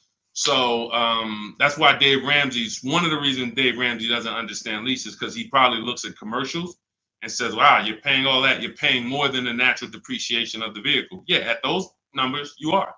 That's why we don't judge those deals. So yeah, we're doing everything we're shopping off of is based on the 1% rule. And which is a steal. Anything under 1%, you stole the vehicle. Like great value, but you need a great lease program to get there and big discounts. So we're going to using our process, using what you'll learn in the book, using what you learned in this stream, you can get multiple offers and get big discounts. But if they don't have a lease program that has a good residual, a good money factor, rebates, then you're going to fall somewhere in between 1.2, 1.5. The closer to 1.5 after you get all your offers, you must get 5 offers. You can't walk into an 80% dealer and they give you a 1.5% lease and you're like, well, I guess this is the best. No, once we get 5 offers, we can see, okay, clearly this best offer is 1.4. But we have other higher offers, 1.6, 1.7. So when you get your offers the right way, it's going to shock you how these dealers been ripping you off, because you're going to see these same dealers you've been buying from, their offers are going to be $100 more a month than these other offers, $200 more a month, $300 more per month. That's okay. 80%, let the 80% be who they are. Don't try to change them. Focus on the 20%. But now, if your best offers is 1.4, then that means the lease program is not that aggressive. It's decent. It's decent. Because anything under 1.5, good value. No money down. But when you're talking about 1.1, 0.88, these are vehicles that have big rebates, great residual values, lots of support from the manufacturer to move these vehicles, and you're getting a big discount from whoever the winning dealer was, the 20% dealer. That's the big difference. So that's how we judge leases. That's how we judge leases. But we shop with 12, and then let's say we drive 18,000 miles or 25,000 miles. We always shop our offers with 12, and then once we identify the winning dealer, that's who we adjust. We say, hey, okay, can you show me what it would be for 25,000 miles per year instead of the 12? 18,000 instead of the 12. That's what Jen did. Because some people are losing pennies. They're losing pennies. They're losing dollars to try to save pennies. Jen, she drove 18,000 miles per year. She shopped a Honda CRV hybrid, very hot vehicle. This vehicle's been very hot since the pandemic. $39,000 vehicle. She shopped her best offer. She got $512 a month, no money down, which was a 1.3% lease. $39,000. So she drives 18,000 miles. She adjusted it to 18,000. The price went from $512 to $563. She can drive as much as she wants, enjoy her lease, not have to worry about foolish penalties that would have been her fault. That's what I say. If you didn't get enough lease mileage, it was your fault. To save $40, you got a lease that's going to penalize you for the mileage you drove for no reason. That just does it. These are very bad decisions when people get leases, getting less miles than they actually need. So literally, she went from 512, 18,000 miles up to 563. She's driving, and it's just, this is how you want to structure your leases so that you enjoy your leases. And we have people who lease 25,000 miles a year. There's leases that go up to 30,000 miles per year. The key is, if you're not keeping your cars 8 years, you should be leasing. It's not even a question. These pennies, people are paying cents on the dollar to drive new cars. A $500 payment on a used car, that's a $25,000 car. Can't compare that to driving $40,000 cars for the same payments and all of that. Oh, we just can't. All right. So I think we went deep today. Shout out to everyone who checked in. If you just jumped on, you missed a good show. We got the replay on Facebook. We got the replay on YouTube. But everything we learned today is out of my new digital book. There's nothing that I freestyled except the part for Facebook Marketplace. That's the part that I did. That's my unique strategy. It's not in my book. When we're buying private cars, we put that to the side, that buying from an owner. But everything else is out of the new digital book, Cars from Home, 7 Steps to Saving Time, Money, and Avoiding Dealership. That's going to teach you how to get below market leases, below market purchases, below market used cars, every high mileage driving technique that you need to take into account. And you do it from the bank bidding war, making banks bid for your business, doing it the right way, all 3 rounds. All of that is done from home, 90 minutes, 2 hours. You're going to have people fighting for your business. It's hard not to save money when tons of people are fighting for your business versus you going into a dealer and begging, fighting. Come on, take another $1,000 off. Come on. So you can get your copy for 75% off. It's normally $97. And it's worth every penny of $97. It will say this will be the most, I'd say top 3 most valuable books you've ever bought. Guaranteed. I don't care what other books I got a lot of books in my library. I cannot tell you a lot of them that have made me money and saved me money. Couple. Tony Robbins' book on money. Yeah.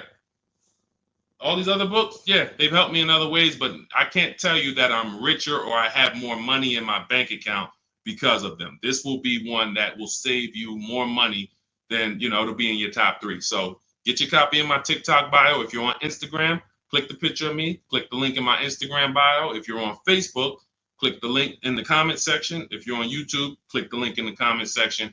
Get your 75% off. Get there before the 30-minute timer runs out. And make sure you send me your success stories. Every time you get your cars, I want to hear about it. DM me. I love to see people winning when it comes to these strategies. And stops I say armchair, I already got it. Shout out to you. Use it, win, share it with family. I don't care. I'm not even off that. 60 million people buy cars. We got 10,000 books in the market. Like, if you could share it, I don't care. I'm not on don't share the book. Look, at the end of the day, they don't know me. One day we'll have software out and people will know Cars from Home, and then everyone will use it and it'll be software that everyone can use. But for now, we got to save our people. People are getting once you get your first car using Cars from Home, if anyone even shows you what they're paying, if you're willing to look at your neighbor's deal and say, oh man, you're going to be like me. You're going to be like me. You're going to not want to tell them because you don't want to make somebody feel bad, but you're going to be like, well, next time, just use this book, man. I'm going to send you this link. This guy, he created this whole thing. He used to be in the car business. Just use this next time. Just use this. It's blood. It's blood in the street out here, man. Car dealers making more money than they've ever made. And all they want you to do is just keep shopping the same way. Don't unlearn that. So that's why a huge part of what we do over here is you got to unlearn. You got to unlearn. If you're not willing to let go of what you've been programmed to do, you can't win. But if you're willing to unlearn that was the way they programmed you to shop, because it was for their benefit. Once you unlearn that, oh, we could win all day. We'll be winning for the rest of our lives with cars. All right. So shout out to the new followers. Shout out to everybody. Could everyone hit the like button before you jump off? It does matter for the algorithm, so more people can find the replays. Just hit that like button. If you're on YouTube, share with a friend. We appreciate you. I'll see y'all in the next stream. You already know.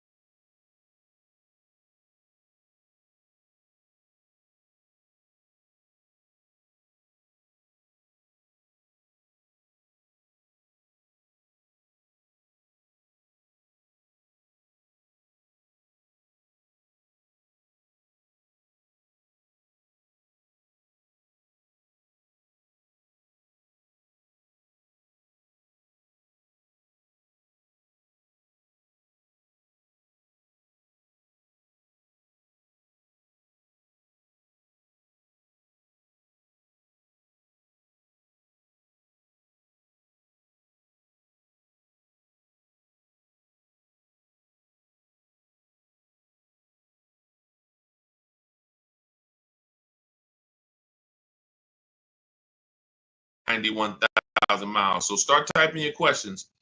Welcome, welcome, welcome. It is my pleasure. It is my pleasure to welcome everyone to Car Shopping Questions and Answers. I'm your host, Deshaun, the Auto Advisor.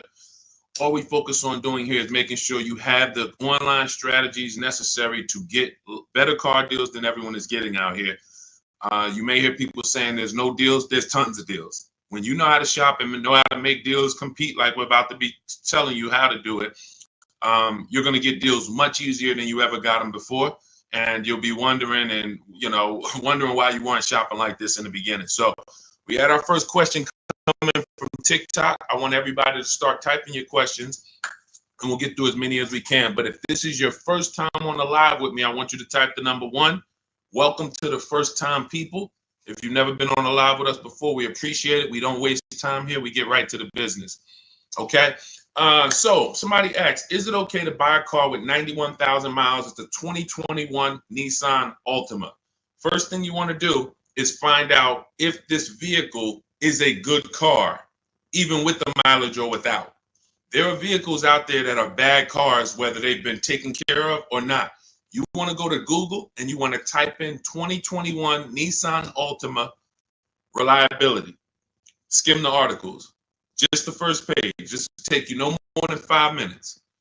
5 minutes will protect you against all types of mistakes, all types of cars breaking down.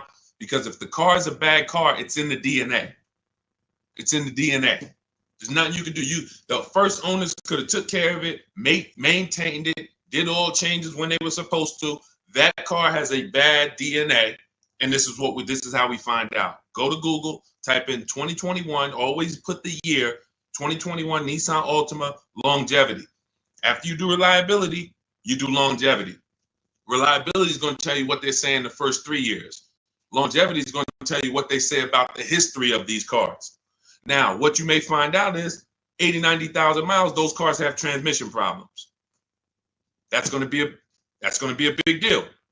Doesn't matter if you see in the reports on Google, first page, these cars typically have transmission problems around 80, 90,000 miles. You're looking at one with 91,000 miles. Isn't that important? Yes or yes? Yes or yes? That's why we do these checks. So you want to make sure that. Now, after that, we narrow these things down based on title history, service records. These are the most important things you need to be looking for to make sure you're getting a quality car.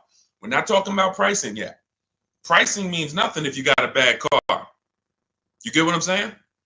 Who cares about, I got a good price on the car if the car is in the shop every 3 months? Who cares, I got a great price on this car. I paid less than everybody. It was a below market price, but it's breaking down on me every 6 months. So these are the steps we take to make sure we're not getting a bad car. longevity check, initial quality check on Google, and then we're narrowing our search down. These cars better have great title histories. We don't want rebuilt titles, salvage titles, frame damage titles. Now we move into service records. That's why we only do Carfax. Carfax is the only vehicle history report right now that shows you service records. You do not want to buy a vehicle that has gaps in service. Doesn't matter what they tell you. Oh, I changed it myself. I changed the brakes and oil myself. Sorry, not good enough for me. That shouldn't be good enough for you either. Because if you can't prove that they serviced that car, not only are you taking the risk, one day you're going to turn around and sell it, unless you drive it to the wheels fall off. But even then, you might sell it for $4,000, $5,000, $6,000, whatever. You don't have service records. That hurts your resale value. Versus getting a car that was serviced, taken care of. Thank you, Joe. Now you get it, you service it, take care of it. Now 7, 8, 10 years later, you're selling it to the third or fourth owner, and they can see service records from the moment the vehicle was bought. So these are the things, and this is everything I'm teaching is inside my new digital book. Some of you have Googled it. It's called Cars from Home. 7 Steps to Saving Time, Money, and Avoiding Dealerships. It's 5-star rated all over Goodreads. Thank you to everyone who's written a review about it or rated it. So you can see it. You can get your copy of the book for 75% off. That's my welcome offer. That's my book launch offer. 75% off for 30 minutes. You go to my TikTok bio, click the picture of me, go to my Instagram bio. You'll see a website. Get your 75% off, get your book, and then come back to the show. And make sure after you get your book, you screenshot the thank you page, because it has my support team's email, because sometimes you'll type your email too fast because you're trying to catch the, trying to get the 75% off, and then we can't email you the book. Also on that thank you page is the link to open your book too. So YouTube, we have a link pinned for you in the comments, and then Facebook, we have a link for you guys to get your 75% off. So let's go. I see we got a lot more questions coming in. Go ahead, Dolan, pull the next one in. These are simple things to do. Party man, good to see you. Is it better to pay money down or trade a vehicle in on a new car? Great question. Party man asks, is it better to put money down or to trade a vehicle in for a new car? Now, there's a curse word he just used. Some of you, if you've been on the stream before, you know the curse word. What's the curse word? Let me see if anybody on here, he just used the word that we don't use. And I want you, big part of unlearning is learning to is unlearning what they've taught you to do. The car business has taught you to do. There's a word we don't use. Yes, thank you, Kenyatta. Trade. I love my people who locked in. I can tell my people who locked in. They either in the book or they on the stream. We don't use the word trade. Good to see you, Mama B. Here's why we don't trade. You don't get anything. All right, let me give you an example. Let's say I want to get rid of this iPhone. Trading it, would I get more money trading it, or would I get more money listing it online to sell it? Selling it or trading it? Which would I get more money for? I want to type in the comments. And some of you who are new to the stream, you got to stay by your keyboard because we're active here. You don't accidentally save $5,000, $6,000, $10,000 on cars. You got to be locked in. So dialogue. Thank you. Sell. Thank you, Mama B. Thank you, Party Man. Thank you, Stephen. See, so that is a basic premise that you now know. Now, what they told us in the past is if we wanted to sell our cars instead of trade them, we had to sell them privately. Facebook Marketplace, we had to let people come through, strange people, they're in our cars. Hey, hey, you mind if I drive this on the highway?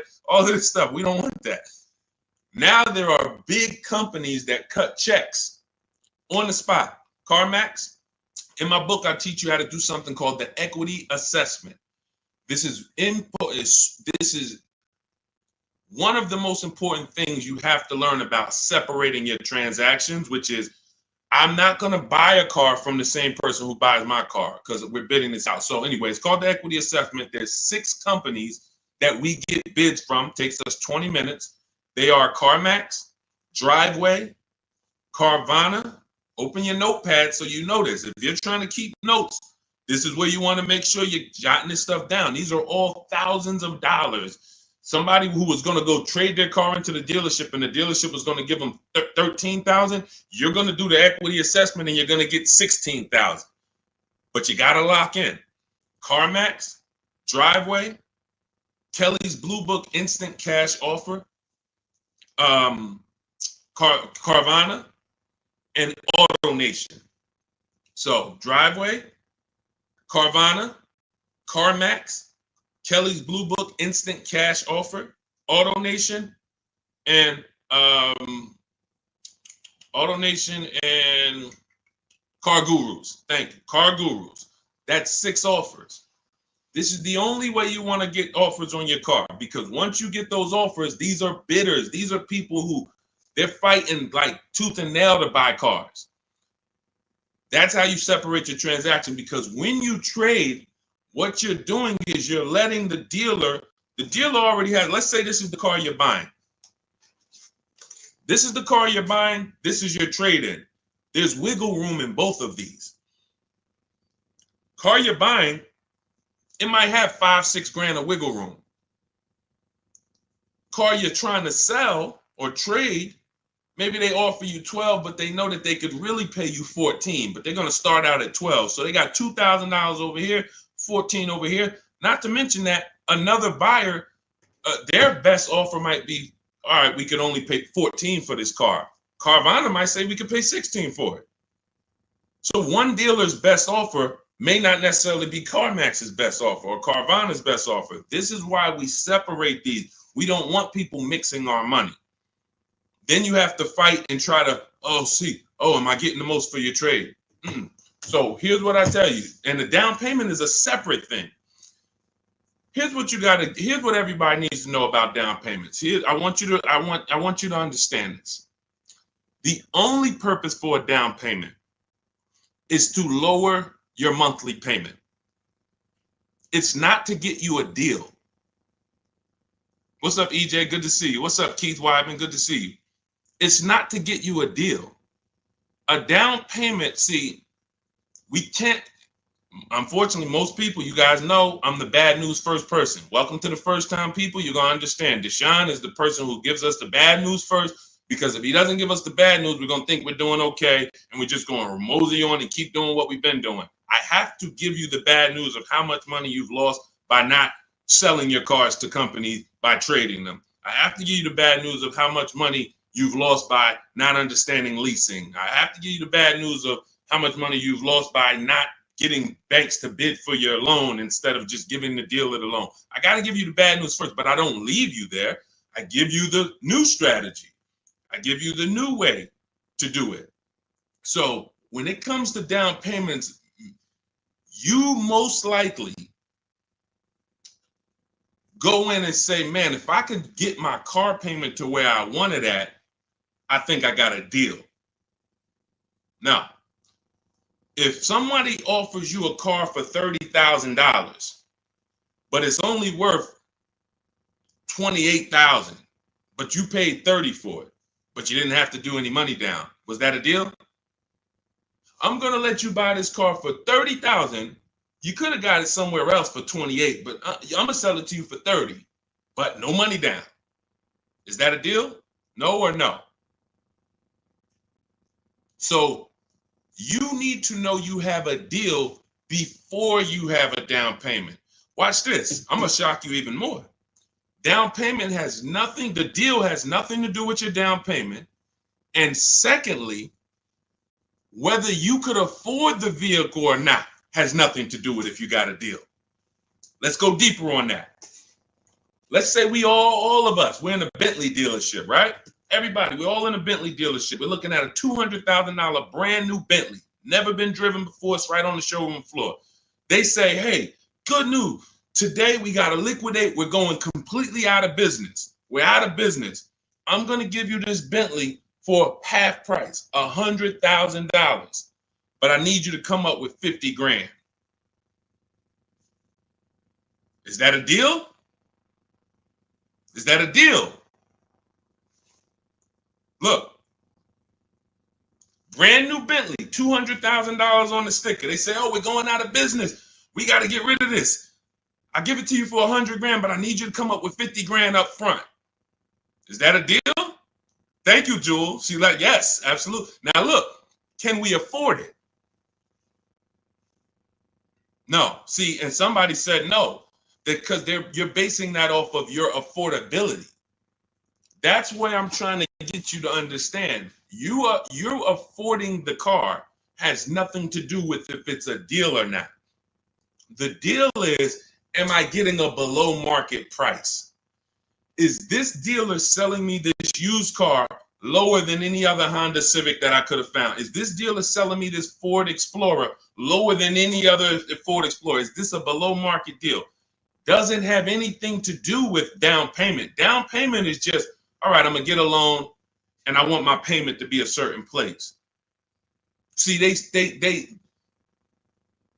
and look, I'm a former car salesman. I'm only talking about the wolves. 80% of the people I work with, 80% of the dealers was wolves. 80% of car salesmen in this industry are wolves. That means they will put you in whatever deal makes them money, and you're second. The 20% though are the good people. You don't want to, what they do to you is make you think that if I get your payment to where you want it at, you should be happy. You got a deal. What I'm telling you is now, what's your action steps from now on? You're going to separate your who you buy your car from who you sell your old car to. And you're going to separate where you get your loan from who you buy your car from.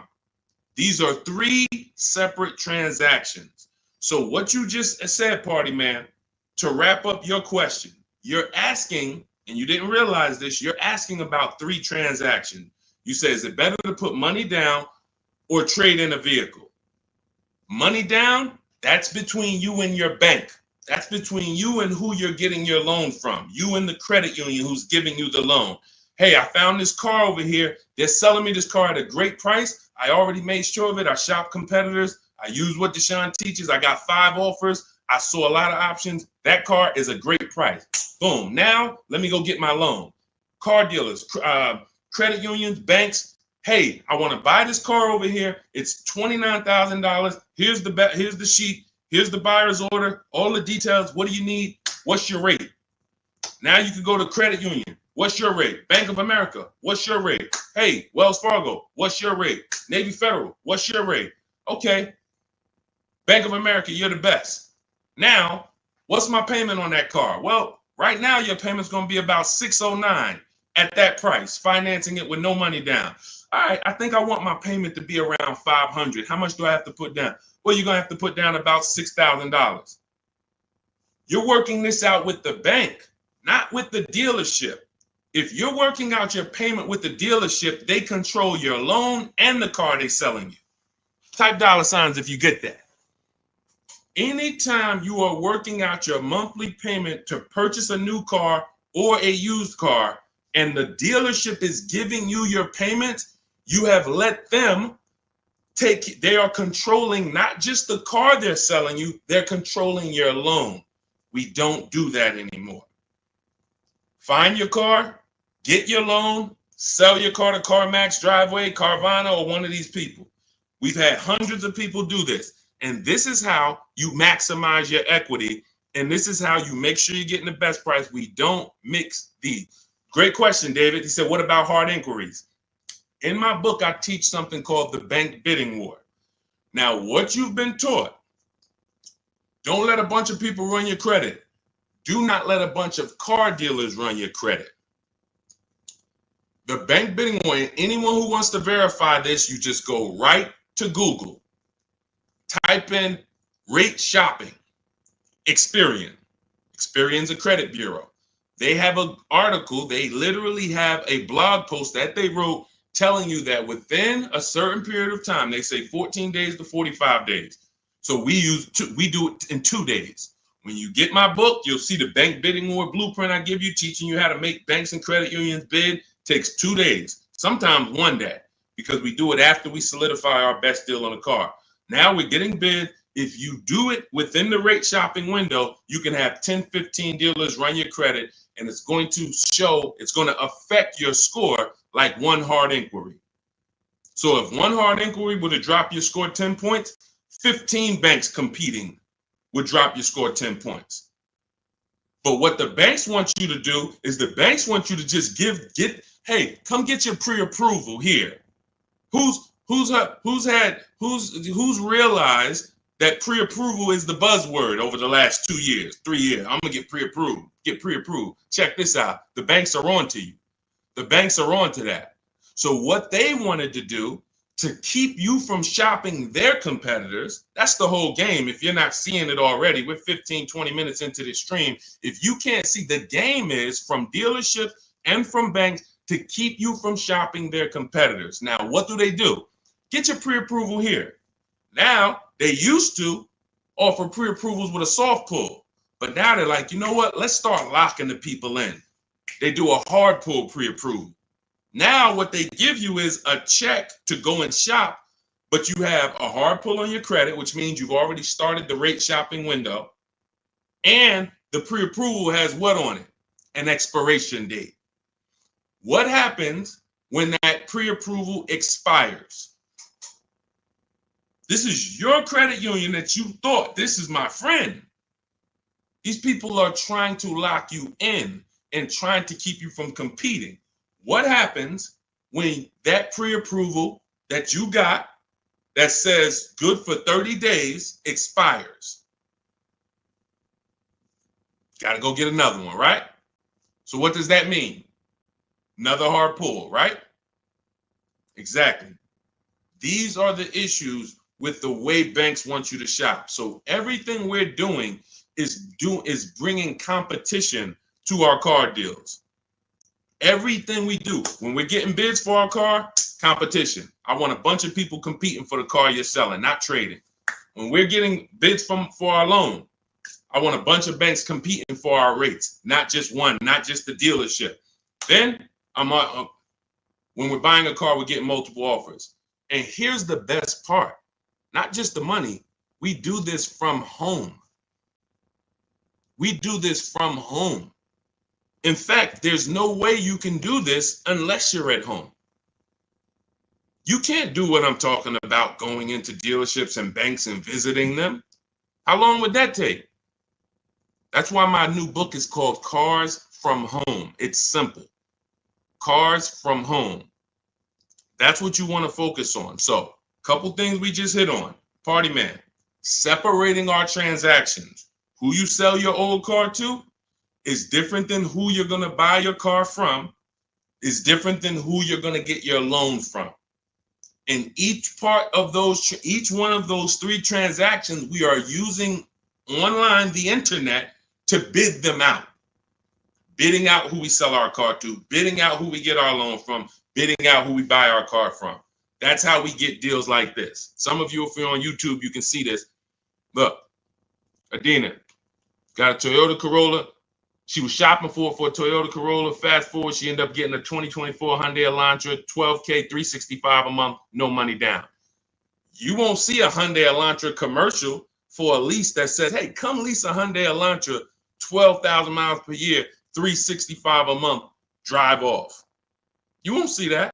You'll see come lease a Hyundai Elantra, $249 a month with $3,600 down plus tax and fees. You got to put around $6,000 down and you could get a $350 payment. She did it with no money down, getting bids, staying at home, using what you're going to learn in my book, using my copy and paste strategy. Now, look, you could do it on your own. You want to call around, talk to dealerships, get prices. But here's what I'm telling you. You must shop competitors. You are not going to save the big money. You're not going to get deals like this. Look at Melissa. Equity assessment. Perfect example of someone who did a proper equity assessment. What's up, Noel? Good to see you, Noel. Nathan, good to see you, Lessa. I took possession of a 2025 Honda Pilot EXL before finalizing my lease. Look, my best offer was on my 2018 Sorento, gave me $12,000 in equity from Carvana. She didn't trade. Now here's what we do. Bonus, which she ended up winning. After she found the dealer who sold her the Honda at the lowest price, she asked them, "Can you match or beat the offer I got?" That we do. There's nothing wrong with asking the dealer, "Hey, the one you're gonna buy the car from, they won the bid. Hey, I'm gonna sell my old car to CarMax. Hey, they're giving me 12. If you could match it, I'll do it with you." Sometimes they're like, "Hey, you know what? Let's find a way to get that car." And then most times it's not going to work that way. They're going to be like, "Man, I can't pay you that. I can't pay you what Carvana's paying. I can't pay you what they're paying." That's fine. But she won. The dealer said, "All right, I'll match it." Gave her the $12,000 that Carvana was offering, and it was just like, this is what you do. This is how you do it. Separating your transactions, getting bids. All right, let's go. Keep typing your questions in. We'll get to as many as we can. But one thing y'all got to know about us, we don't do quick answers here. This is car buying. So I'll try to get through as many as we can. But, we got to go deep on some of these. Go ahead, Dolan. Pull the next one in. What's up, Yessie? Good to see you. Flo, what's up, Mitchell? Kenyatta, good to see you. Do previous book buyers get an update? Everybody who gets a book gets an update every time I update the book. And I've updated the book probably 5 times since I wrote it. Because we get new websites that come in, we get websites that go out of business. I update the scripts. In my book, I have copy and paste scripts. We don't talk to dealers. Who doesn't like talking to dealers? Who does not like talking to car salesmen? Let me say, I might have a bunch of people on here who love it. Deshaun, I love talking to car salesmen. It's my thing. I get a thrill out of it. We get people. Listen, when I was in the dealership, it was people every now and then. They like popping in the dealership. Every 3 weeks, they're back. "Hey, let's talk again." It's like, what? You like this? This is the people like that. All right. For those of you, Clarissa, I see you. Mrs. Dixon, I see you. Kanisha, I see you. If you don't like talking to car salesmen, type me. Let us know. Look, somebody said I hate it. Look, Valerie, hate it. These are my entire system in Cars from Home, my book, in what I'm teaching you here, does not require talking to car salesmen about numbers ever. Ever. You are either going to be emailing them or you are going to be talking to a manager. The only time we are talking to car salesmen is when we are there for our test drive. And even in my book, I teach you how to properly schedule a test drive so that you don't get the worst car salesman. Who's ever had a salesman that they talk to on the phone? "Hey, I'm coming to drive a Toyota Camry, the XLE. You got one?" "Yeah. You got the wrong dude." No professional says boss. I'm just telling you. I know this. I know this industry. If you get a dude like, "Yeah, boss, I got you," wrong dude. In my book, I find out, schedule it with him. And some of you know, they're laughing because you know I'm right. Very hard to get great service from a guy who calls you boss. Females are like, "Yeah, man, I'm guy calling me boss. I'm a woman." It doesn't matter. You don't call anyone boss. My name is this. So anyway, when you schedule your test drive with someone who's reliable and dependable, you get there, car's ready. What do you mean we don't talk numbers there? Never. I'm shopping. In my book, you learn something called shopping, not buying. We don't mix those. You've been taught. See, you go out, "Hey, I'm shopping," deciding what you want. I'm looking at options. I'm test driving. I'm exploring. This is what shopping is. Decide, "Oh, I want to look at the colors." Okay, all right, I'm going to drive the Chevy. Then I'm going to go over shoot the Honda. All right, I'm going to see which one I like better since I'm about to make a decision. Some of you more. Hey, I'm going to take the time and look at the product, considering that all of these companies are trying to sell me a car. Let me at least go explore it. That's shopping. Buying is different. Buying is, I've decided what I want. Now let me get offers. Now let me get my best price. The process for us for buying is 90 minutes. Online, used cars, everything we teach you in Cars from Home, everything you're going to learn in any of my videos is about a 90-minute process. We are not doing the things that take time. We're not in dealership. You never saw me make a video and say, well, after you've been at the dealership for your 6 hours, this is what you do. You get up and walk away and tell them, hey, you guys are wasting my time. Get up and walk, and you will never hear me say that because I don't do that. All of my cars, I've had 6 leases, probably 4 cars I bought in my adult life. The last 4 of them have been from my house because that's where your leverage is. Your control, your ability to make dealers bid is all from your home. That's where the control is. The minute you step into a dealer and you start talking numbers, you could be talking to an 80% dealer. Doesn't matter how much you negotiate, they're not going below a certain price. That's why everything we teach is the Cars from Home mindset. And the way you're going to win, you got to unlearn the old way. That's why I represent this brand. First thing you got to do if you're going to win with me is you got to unlearn. You got to unlearn. Everything they taught you about car buying, leave that at the door. Trust us, and you'll get the results. Go ahead, Dolan. But yeah, everyone who gets the book gets free updates. Anything new that happens, I just update it. As soon as you open a new file, you'll see, oh, this is a new book. Oh, this website's going. Oh, this website's added. Okay, first-time viewer, welcome. Good to see you. Is leasing a car a bad idea? Pros and cons. Oh, great question. Who's interested in finally, once and for all, knowing when you should lease and when you should buy? Type me. This is a great question. He said, first-time viewer, is leasing a car a bad idea? Pros or cons? Who's heard? Okay, I see a lot of you. Who's heard leasing? First of all, everybody, because this is about to get very deep.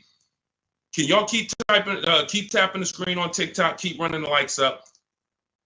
This is a big deal. Most of you have been taught, because I know I was in the dealership 14 years. I know you were taught never lease cars. In fact, you got big influencers that got big voices that say never lease a car.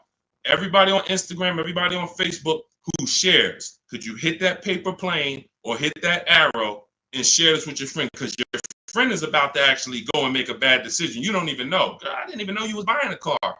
Well, listen, did you follow this guy, Deshaun? He talks all of this stuff. Well, you didn't share him with me. I didn't know about him. Now look, this is what I'm paying. So share this with your best friend. Hit the share button because we're going to go deep on this. So this is step 1. Step 1 in the car buying process is deciding whether you're going to lease or buy. I see y'all running the likes up. Shout out to everybody tapping the screen. Appreciate you. Step 1, before you think about trading your car, selling your car, before you think about what car you're going to buy, before you go test drive, step 1 is, am I going to lease this car or buy this car? Why is this so important? All right, let me use something better than this. Oh, we can use this. Now, what you're looking at is what I want you to picture every time you think about buying a car.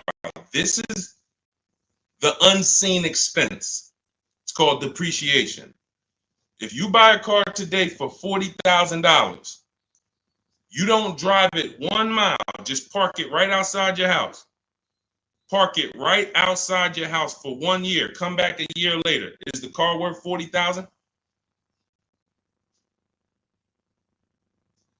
Pay attention. I'm talking to the people that's locked in. Listen, you distracted. You trying to get car advice that's going to save you thousands of dollars, and then on your other tongue you watching, Dog the Bounty Hunter on the other screen. You're not going to win.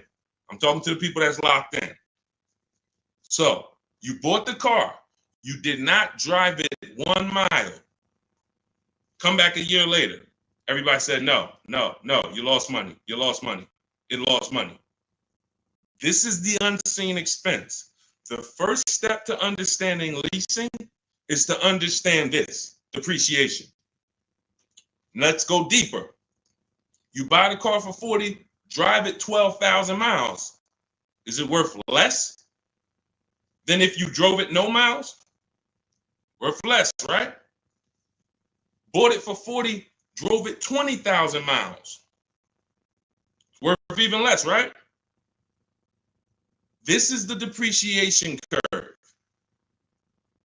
One of the biggest myths you'll hear people say about leasing is, I don't want to lease because I don't want to pay for the mileage. What you just learned in the last 20 seconds is, whether you lease or buy, you pay for the mileage, correct?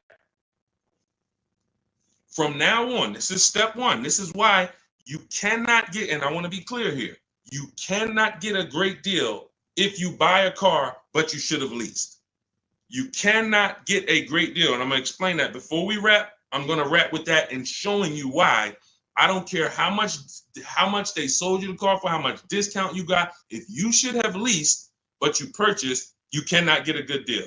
Your deal structure is wrong. You built the house on the wrong foundation. So now, who has a car in their driveway that they've had more than 8 years? I want you to type the number of years you've had the car into the chat. Only if you had it more than 8 years, not 5, not 4, more than 8 years. All right, Miss Dixon, just got my book. You use it. Congratulations. Use it. Way to go. Now, anyone who's had a car more than 8 years, type the number of years you've had the vehicle in your driveway. Okay, 19. I see you, Antonio. Serafina, I see you. 11. Valerie, I see you. 11. Okay, Miss Bells, I see you. 14. Nicole, I see you. 12. Okay, so all of you who had this, your depreciation curve, watch this. It looks like this. It looks like this. See, when you first get your car, you're losing value by the thousands. Every year you're losing thousands. But the longer you keep the car, depreciation looks like this. So some of you right now, you could go sell your car for $5,000, but a year later, a year from now, you can sell the car for $5,000 or $4,800. My dad's about to sell his truck. It's been worth $5,000 for the last 3 years. Well, during COVID, it was worth more. He could have got more for it, but for the last 2 years, that car has been worth about $5,000. Depreciation, he's beat it. How do you beat depreciation? 2 ways. Long-term ownership. In my book, I teach you the first step you're doing is asking yourself how many years you're keeping the car. I'm teaching you the 8-year rule. The 8-year rule says this: if you're not buying a car to keep it for at least 8 years, you should be shopping for a below market lease, not a regular lease, not these leases you see on the commercials. Those are not deals. Deals are not advertised to thousands of people. Deals are when the dealer doesn't want to make the deal, but he's signing it just because I need to sell this car. It's reluctant. Don't send more people in to pay these prices, but here, I'll do this for you. Don't tell anyone else. That's a deal. When you see a commercial, hey, everyone, 10,000 of you, come get this car for this price. That's not a deal. Not advertising this. So let's get back to this now. So now, here's where you are losing. In the 2-year, 3-year, 4-year, those of you who buy your cars, trade them in 3 years, you're losing. You're replacing a depreciating asset when it's losing the most value. You buy it for 40, 2 years later, it's worth 28. All right, let me get out of this thing. You lost. You buy it for 40, 4 years later, it's worth 16, 18. Oh, let me get out of this. You're supposed to the whole purpose in buying is to get to what I call the reward stage. That's what you saw Jerry said. 8 years he's had the car, paid it off in 6. Now he can keep it. Beat the depreciation. The longer he keeps the car, the less he paid for it over time. Look, Michael, 16 years. You get to the point where this car is now literally not even depreciating. I lose probably $200, $300 a year in depreciation. Some of you like, Deshaun, there's no way I'm keeping the car that long. You are the ones who should be shopping for below market leases. Let's make this point. I see you, Delaney, and said I had an Escalade 21 years. Look at your cost per year. Look at your cost per year. I bought a $50,000 Escalade, $60,000 Escalade at the time, however much it was, but I kept it 21 years. How much did that cost me per year? That's the purpose of buying, because you pay more to buy. So now let me show you what below market leases look like to wrap this point up, to show you that there is no comparison. If you are getting regular leases, this is not going to make sense to you. That's why you're going to use my strategies. You're going to get your book in my TikTok bio. Go there. If you went there, you only got 30 minutes to save the 75% off. You won't pay the $97 price. As soon as you visit that website, you see that timer start ticking. You got 30 minutes to get your 75% off and get your book for $24 instead of $97. Now, it's still worth it at $97, but $24 is better. So click the picture of me in my TikTok bio, my Instagram bio, click that website, and then click the link that says activate the 75% off and get your book. You'll have everything we've been talking about and stuff we didn't have time to talk about in here step by step, and how to get these below market deals. And on YouTube, we have a comment for you, and we have a link for you. And if you're on YouTube, check the comments. If you're on Facebook, check the comment for your link. So now let me show you what below market leases look like. So you take somebody like, let's go luxury, some Teddy. Teddy is, he got a $73,000 BMW. He got it for his highest offer was $1,123 a month. His best offer was $856 a month. Well, I told you, multiple offers. If you're not making dealers bid, you're dealing with the wrong dealers. You're not, when you go and say, oh, well, they told me to lease this car, it costs $600 a month with $3,000 down. That's one dealer told you that. That's why we get 5 to 7 prices from home. So that's what's called a 1.1% lease. Some of you may know the 1% rule with leasing. If you can get a 1%, if your payment is 1% of the MSRP, no money down, just giving them your first payment. No, what about the taxes, Deshaun? No money down. First payment only. You're going to see all of these people I'm about to show you. They're not going to say, hey, and I gave them the taxes too, and it was 1%. No. All right, so look, somebody like Tope.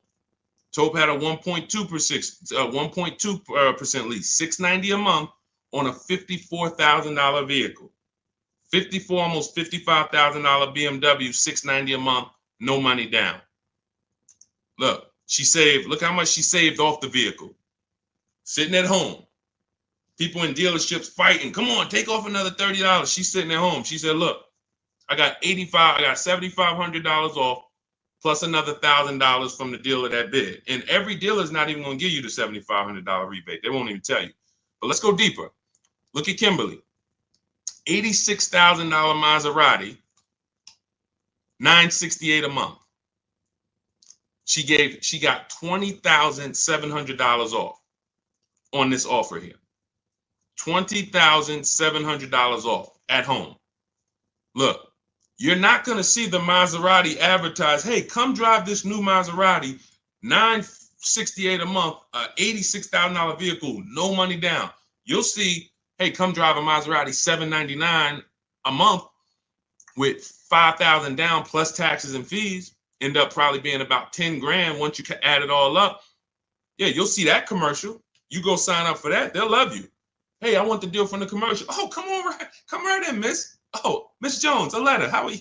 Okay, can I call you Miss Jones? Yeah, how fast can I get it ready for you? They love you. Go ask for the deal from the commercial. They love you. Look at Charles. Some of you have this vehicle. Hyundai Palisade, $48,000 vehicle, almost $49,000, $597 a month. No money down. Look, I reached out to 35 Hyundai dealers, and you're like, how do you do that? You might have just jumped on the stream. We do this all online. Takes about 25 minutes to reach out to that many dealers using the stuff in my book, copy and paste scripts. So he had 35 Hyundai dealers, got 10 quotes back. Offers range from 1.2 to 1.6. He said, I never thought I'd be able to afford this car that is almost $50,000, because up until he learned what you just learned, I'm not keeping my cars 8 years. He was buying them. But now that you have the understanding of this and the unseen expense, and you now have a depreciation, whether I buy or lease, I pay for my usage. Whether I buy or lease, if I drive 20,000 miles, it costs me. Which one's going to cost me less?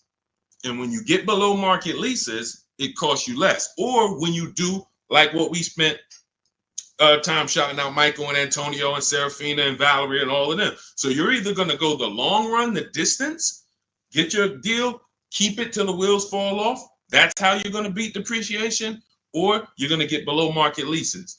But now, $48,000 vehicle, $597 a month, a $50,000 vehicle. This would normally, and let me ask you guys this. Some of you know, every $5,000 on a car loan is about how much per month?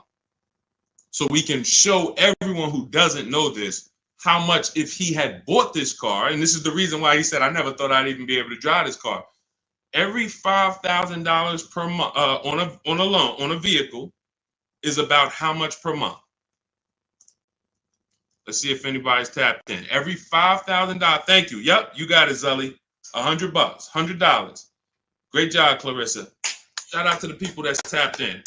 I love the people. I love when y'all show me, man. Look, Deshaun, I'm tapped in, man. I don't care about anybody else, man.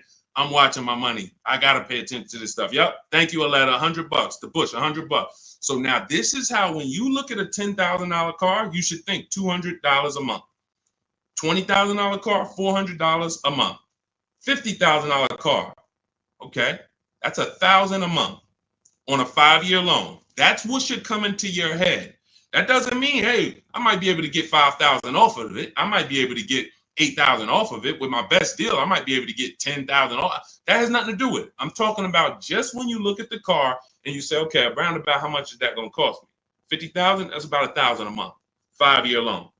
6-year loan, yeah, all right, it'll be a little less, but we don't go longer than 6. And when you go in, and some of you've done this, you go in and you look at that $50,000 car and you say, man, get me the 600. Can you give me the 600 a month? Yo, okay. And next thing you know, you're in a 9-year loan and you don't know how you ended up in a 9-year loans because you went in saying, hey, get me the 600 a month, not knowing that car is $1,000 a month. So this is why we have. So going back to Charles' Palisade deal, that Palisade with no money down would have cost him $1,000 a month, 5-year loan. If he stretched it out to a 6-year loan, maybe it cost him $920. He's paying $597. What's better coming out of your bank account every month?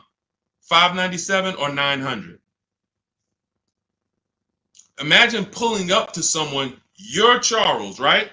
You pull up in your brand new Hyundai Palisade, they pull up right next to you in the same Palisade. Both of you did 2 no money down deals, and you look at each other and say, oh man, we got the same truck. Yeah, man, I just got mine.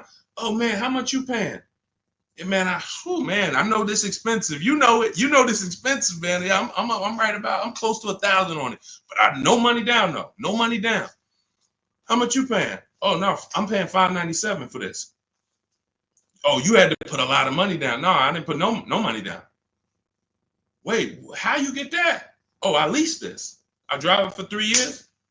Give them it back. Go get something else. Oh, see, but see. You know, after 6 years, I'm gonna own this. And man, I gotta laugh because this is I gotta laugh to not cry about. This is what people do. This is what I'm trying to get people to understand about leasing. All these people that told y'all don't lease, they cost y'all money. They got y'all driving these older cars or these cars that are super expensive because you just thought, man, I had to buy the whole car. You done put 10 grand down, 15 grand down. And you're like, man, all right. And here's the thing. It wouldn't be bad if you were keeping the car 8 years. Because after a while, you get to this point, you kept the car, the depreciation cools off. You're like, okay, I kept the car long enough. Let me go and sell it and let me get something else. 8 years is the minimum. But the problem is when people pay those, that dude is like, yo, I'm paying $1,000 a month to drive this Palisade. Okay, but I'm going to own it after 6 years. But then about year 4, what happens? What happens when he has it about 4 years? About 4 years. Look, the warranty done expired. Now something done went off on the thing. This is not people who are what we call keepers. These aren't people like Valerie and like the people we shouted out. These are I'm talking to you that are stuck in the middle. You know you don't keep cars 8 years, but you go in and you buy them. You take out 6-year loans like you plan on paying them off, or like you plan on doesn't matter. You are losing in depreciation because you keep the car, you buy the car here, as soon, right before the depreciation starts to cool off, you go and flip it and go do it again with a whole nother car. Pay a whole, let me ride that wave again. Okay, perfect. Oh, that was no fun. High payment. Let's go get another one. I would get people coming to the Mercedes dealer. Hey, man, Deshaun, that's the new one? Oh, okay, I got 2 payments left. Then I'm going to come see you for that. I'm like, man, what are you doing? Okay, let me talk to you. Let me show you. You ever heard about leasing? Let me show you what this is going to look like if you understand what I'm about to break down for you. And they like, oh, wait. So I'm going from a $900 payment. You telling me good deal on this lease, I could be at $500? And what about all the money from my old car? What I do? Oh, man, I'm going to give you that back. You might have 10 grand equity here. You go put that in the bank. Yeah, I used to have to just put that down. What I would do is just whatever my old car was worth, I just put it down on the next car and then roll it and I just kept it moving like that. Nope, not no more. You're not going to keep your money tied up in these depreciating assets. Type dollar signs if you're getting this. You're not going to keep your money tied up in these depreciating assets. Pay attention. Banks don't do it. Banks don't do it. The last thing a bank wants is their money tied up in a depreciating asset that's losing value. So if you're going to keep it long term, tie your money up in it, but then you pay it, I drive this thing till the wheels fall off. Now I'm going to get my money's worth out of this car. But if that's not your goal, you should be shopping for below market leases, paying cents on the dollar, like Charles, like Zafrina, like all of these people who are driving brand new cars that would normally be $600, $700, $800 more, $200, $300 more than what they're paying. Look at Rosalie. Just got a 2024 Infiniti Lux, $60,000 vehicle. Look what she's paying. $592 a month. $592 a month. It's a $60,000 car. $60,000 car, $1,200 a month. Somebody walks in and says, hey, how much that costs? No money down. Man, that's about $1,200. She's paying $597 because her deal is structured right. Leasing versus buying is and look, you add the mileage, Michael. Let me give you an example of somebody, because that was a great question. That's always the next question. Oh, what about the mileage? The worst thing to do is to add, and look, all of this is inside my new digital book. There's a reason it's 5-star rated. Google it. Cars from Home. 7 steps to saving time, money, and avoiding dealerships. Look at all the 5-star ratings. Read the reviews. There's a reason that book's 5 stars, because it's step-by-step on getting below market leases, buying, used cars, everything we've been talking about. If you're like, Deshaun, I don't want to remember all of this, get the blueprint.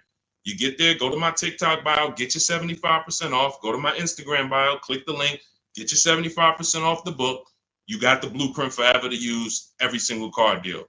You're on Facebook, click the link below, get your book for 75% off. YouTube, get the book for 75% off.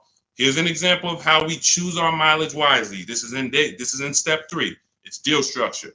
Look, Jen she leases a $40,000 Honda CR-V hybrid. It would be $800 a month to buy, no money down. She gets her best offer is $512. She gets all the bids from home, $512 a month. Now she says, okay, that's for 12,000 miles per year. I want to go up to 18. After we get our best offer, that's when we go to the dealer, or we email the dealer who sent us the best offer. Hey, congrats, you beat everybody. Can you show me what it is for 18,000 miles per year? Can you show me what it is for 20,000 miles per year? She bumped her payment up. They said, okay, Jen, if you go from 12 to 18, you go from $512 a month to $563 a month. She said, done deal. $40 more, $45 more. I get to drive as much as I need to drive for $45 more per month, instead of me taking 12 like some people do. Oh, Deshaun, I'm 7,000 miles over on my lease mileage. What should I do? Why did you take a 12,000 mile a year lease? You know you don't drive 12. To save $40? Now what's going to happen is you go over by 7,000 miles and you're taxed 25 cents per mile. It's going to cost you way more than you would have spent just getting it up front. Part of having a great lease experience is choosing your mileage wisely. We take that very seriously. We don't mess around and we don't do that. And because some people blame the lease, man, I'm not leasing again, man. I leased and I just got all these penalties for the miles. You chose the mileage. You picked the mileage. Don't blame the lease. The lease is an inanimate object. You told them, give me $10,000 a year, knowing you drive 15. Why? To save $40? Now you got a bad lease experience. You could have had a brand new car, great experience, always under warranty. If you would have just did what Jen did, adjust my mileage, give me what I need. So this is how you do it. There's no way you can get a great deal if you purchase, but you should have leased. It's no way. The numbers are so far apart. It's no way. We just broke down. Somebody pulls up in a $1,000 payment compared to somebody with a below market lease. It's a $550 payment. We are so far apart. It's going to take you years to catch up to me because I'm saving $400 a month less than you. That means next month I'm up $800 on you.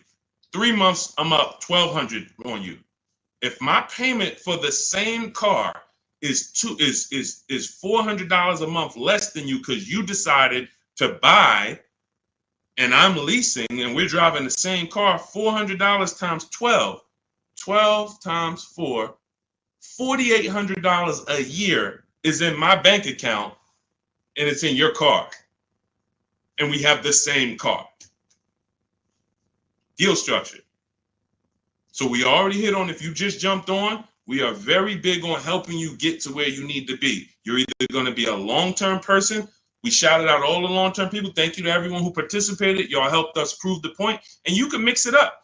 One car you might buy, hey, my wife loves keeping cars. We're going to buy her car, keep it for 9, 10, 12 years. But hey, my husband, he doesn't really keep cars more than 6 years. We're going to lease his. You can mix it up. But you need to know when to pull these things out your tool belt. It's beautiful. And we don't buy leases at the end. Muzz, we don't buy leases at the end because all you're doing when you're buying a lease is buying a used car. That's it. So when you're buying your lease, you're buying a used car. You're making a decision. I'm going to buy a used car. The only difference is it's my car. That's it. There's no difference. You can overspend for your lease. There's tons of people who buy their own leases. They never even check the market to see that the price they're buying that lease for is not worth it. The $19,000 they're buying that lease for, the $24,000, whatever, they didn't even do a market analysis to see, wait, this is not even a good price to buy this car at. But what you're doing when you're buying your lease is saying, I'm going to buy a used car. Instead of leasing and driving new cars, I'm going to buy a used car. And if you're going to keep it another 8 years, God bless you. Do it. If you're not keeping it another 8 years, you are throwing money out the window because you're going to lose on depreciation. And let me end with this is big. The only people I know that will come into the Mercedes dealer and I look at them and they'd be like, okay, I want to switch this car out. And I look at it and I can see it's not too old. Say, all right, what year is that? Okay, so it's about 5 years old. Yeah, okay. How long have you had it? So I had it since it was new. Now, if somebody said to you, everybody, I want you to answer this. If you saw somebody come in and they had a car, was about 5 years old, and they said they've had it since it was brand new, would you think that car is almost paid off or paid off? Somebody comes in, you see they got a 5-year-old car. You ask them how long they had it. They say, since it was new. Okay, you've had it 5 years. Shouldn't that car either be paid off or almost paid off? Thank you, Antonio. Yep, thank you. Now check this out. These are the only people this happens to. So I could already tell when a person will walk into the dealership, they don't understand leasing because you're already in here replacing a car that you've only had for 5 years. I'm going to show you how, had you leased that car, you'd have thousands more in your bank account right now. And that's what I'm going to transition. That's what Melissa did. When you saw her say, hey, I leased and then I sold my Kia Sportage, she learned the 8-year rule. Step 1 in my book. I don't keep cars 8 years. I'm going to lease. She sold her old car, did the equity assessment, made $12,000, put it in her bank account, leased her new car, no money out of pocket. This is the same thing I'm about to tell this person. But I need to find out how much they owe on that car. Again, we all agreed the car should almost be paid off or paid off. So once we get to the nitty gritty and we're talking numbers, I'm like, okay, so you know how much you owe on this? First bad sign. Nah, I haven't checked. Okay, that's a problem. But it also could be a good problem. It could be, hey, I haven't checked. I've just been paying it, man. I might owe like another $5,000. Okay, no problem. We'll call the bank. We'll see. I have the used car manager look at the car. I'm like, okay, I'm going to tell this person about leasing because they obviously, I asked them, they're not going to keep the next car more than 8 years. They're going to do the same thing. Perfect. We ought to plan, make the customer happy. They're going to love it. They're going to love the low payment. They're going to get the car they want, hundreds less than they thought. This is going to be great. Big check coming back to them. Beautiful. Used car manager says, all right, that car is probably worth about 18. Perfect. I go back to the customer. He doesn't know what he are. Calls the bank. Hey, yeah, I'm calling for Mr. Johnson here. I need the payoff on his 2019 whatever. Okay, yes, the payoff is $19,100. $19,000? What do you mean? I said, look, Mr. Johnson, they're saying you owe $19,000 still on this. Oh yeah, I said, I told you I hadn't checked. Hold on. Didn't you tell me you bought this? You bought this new? You had it since it was new? You've had it 5 years? Yeah. Oh, but you know what? I had leased it for 3 years and then I bought it at the end of the lease.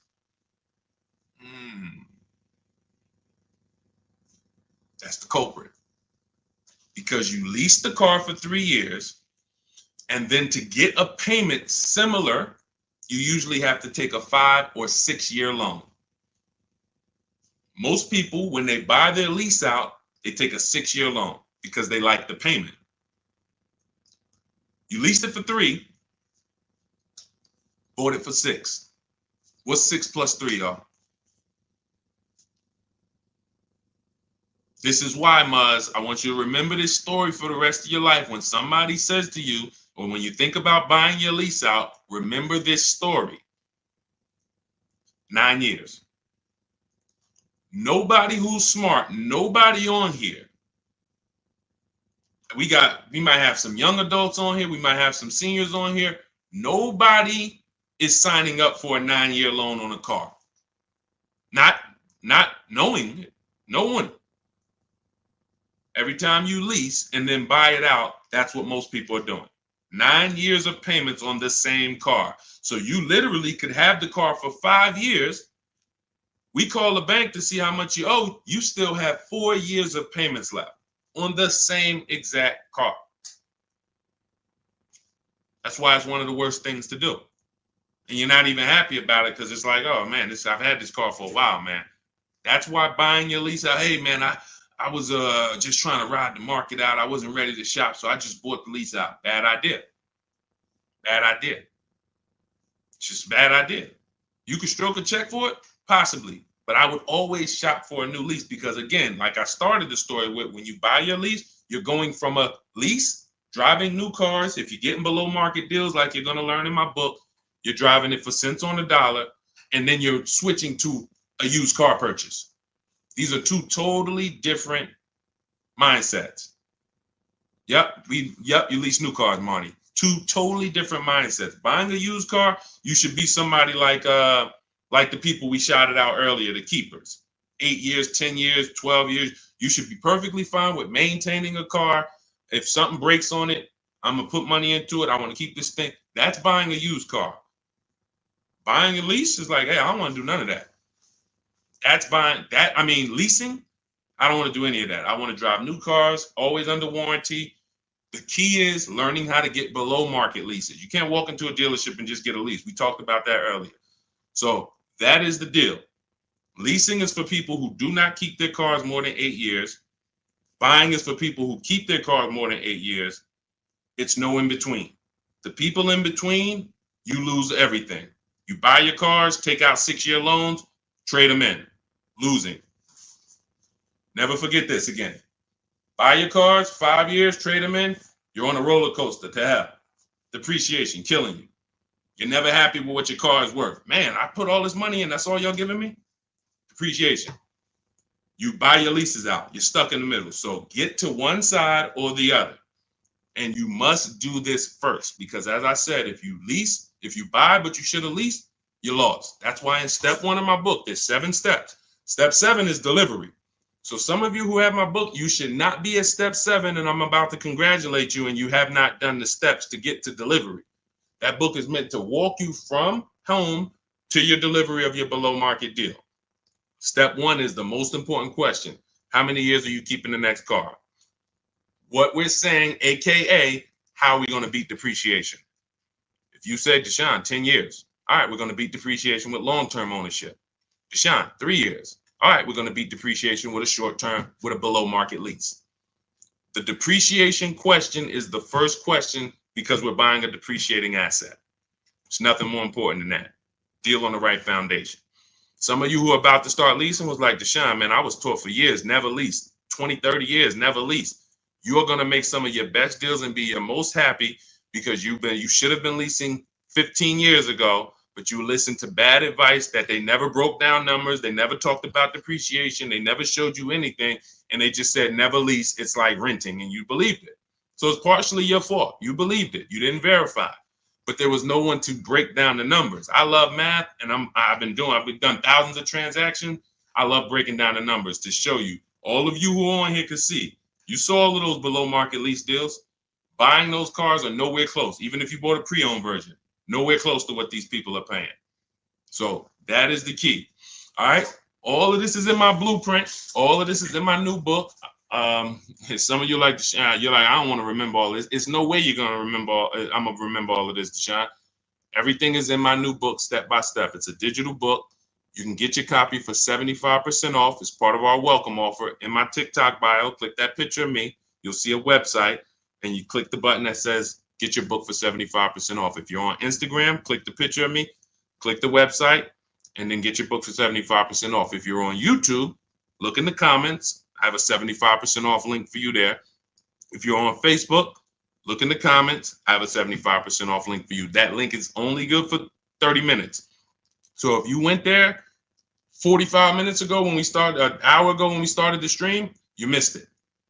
So $97. And if I'm you, even if I missed it, I'm getting the book, because we only went over probably 40%, 30% of what we're talking about in there. Squeaky Clean, good to see you. Guy purchased the book. Listen, use it. Congratulations. Send me your stories. Send me your emails. I want you guys DMing me. I want you DMing me, Deshaun. Check this deal out. I want you seeing, look, if those of you on Instagram and YouTube, you can see this. I want you sending me not just your cars, your numbers. Look, everybody who taps in, look, American Senior Benefits. I wanted to share my experience. Purchased my car 2 days after using the system. Now, those of you who want to shop with me, I do shop with people all around the country. It's an advanced thing. That's in my bio too. So I don't care how you get it. Some of you are like, Deshaun, give me the blueprint. I can follow it. Everything's in there step by step. Some of you like, hey, Deshaun, can we do this together? Perfect. You'll see both buttons in my bio. Doesn't matter how you want it. But he says, look, the first day I sent out the template, I received about 7 offers.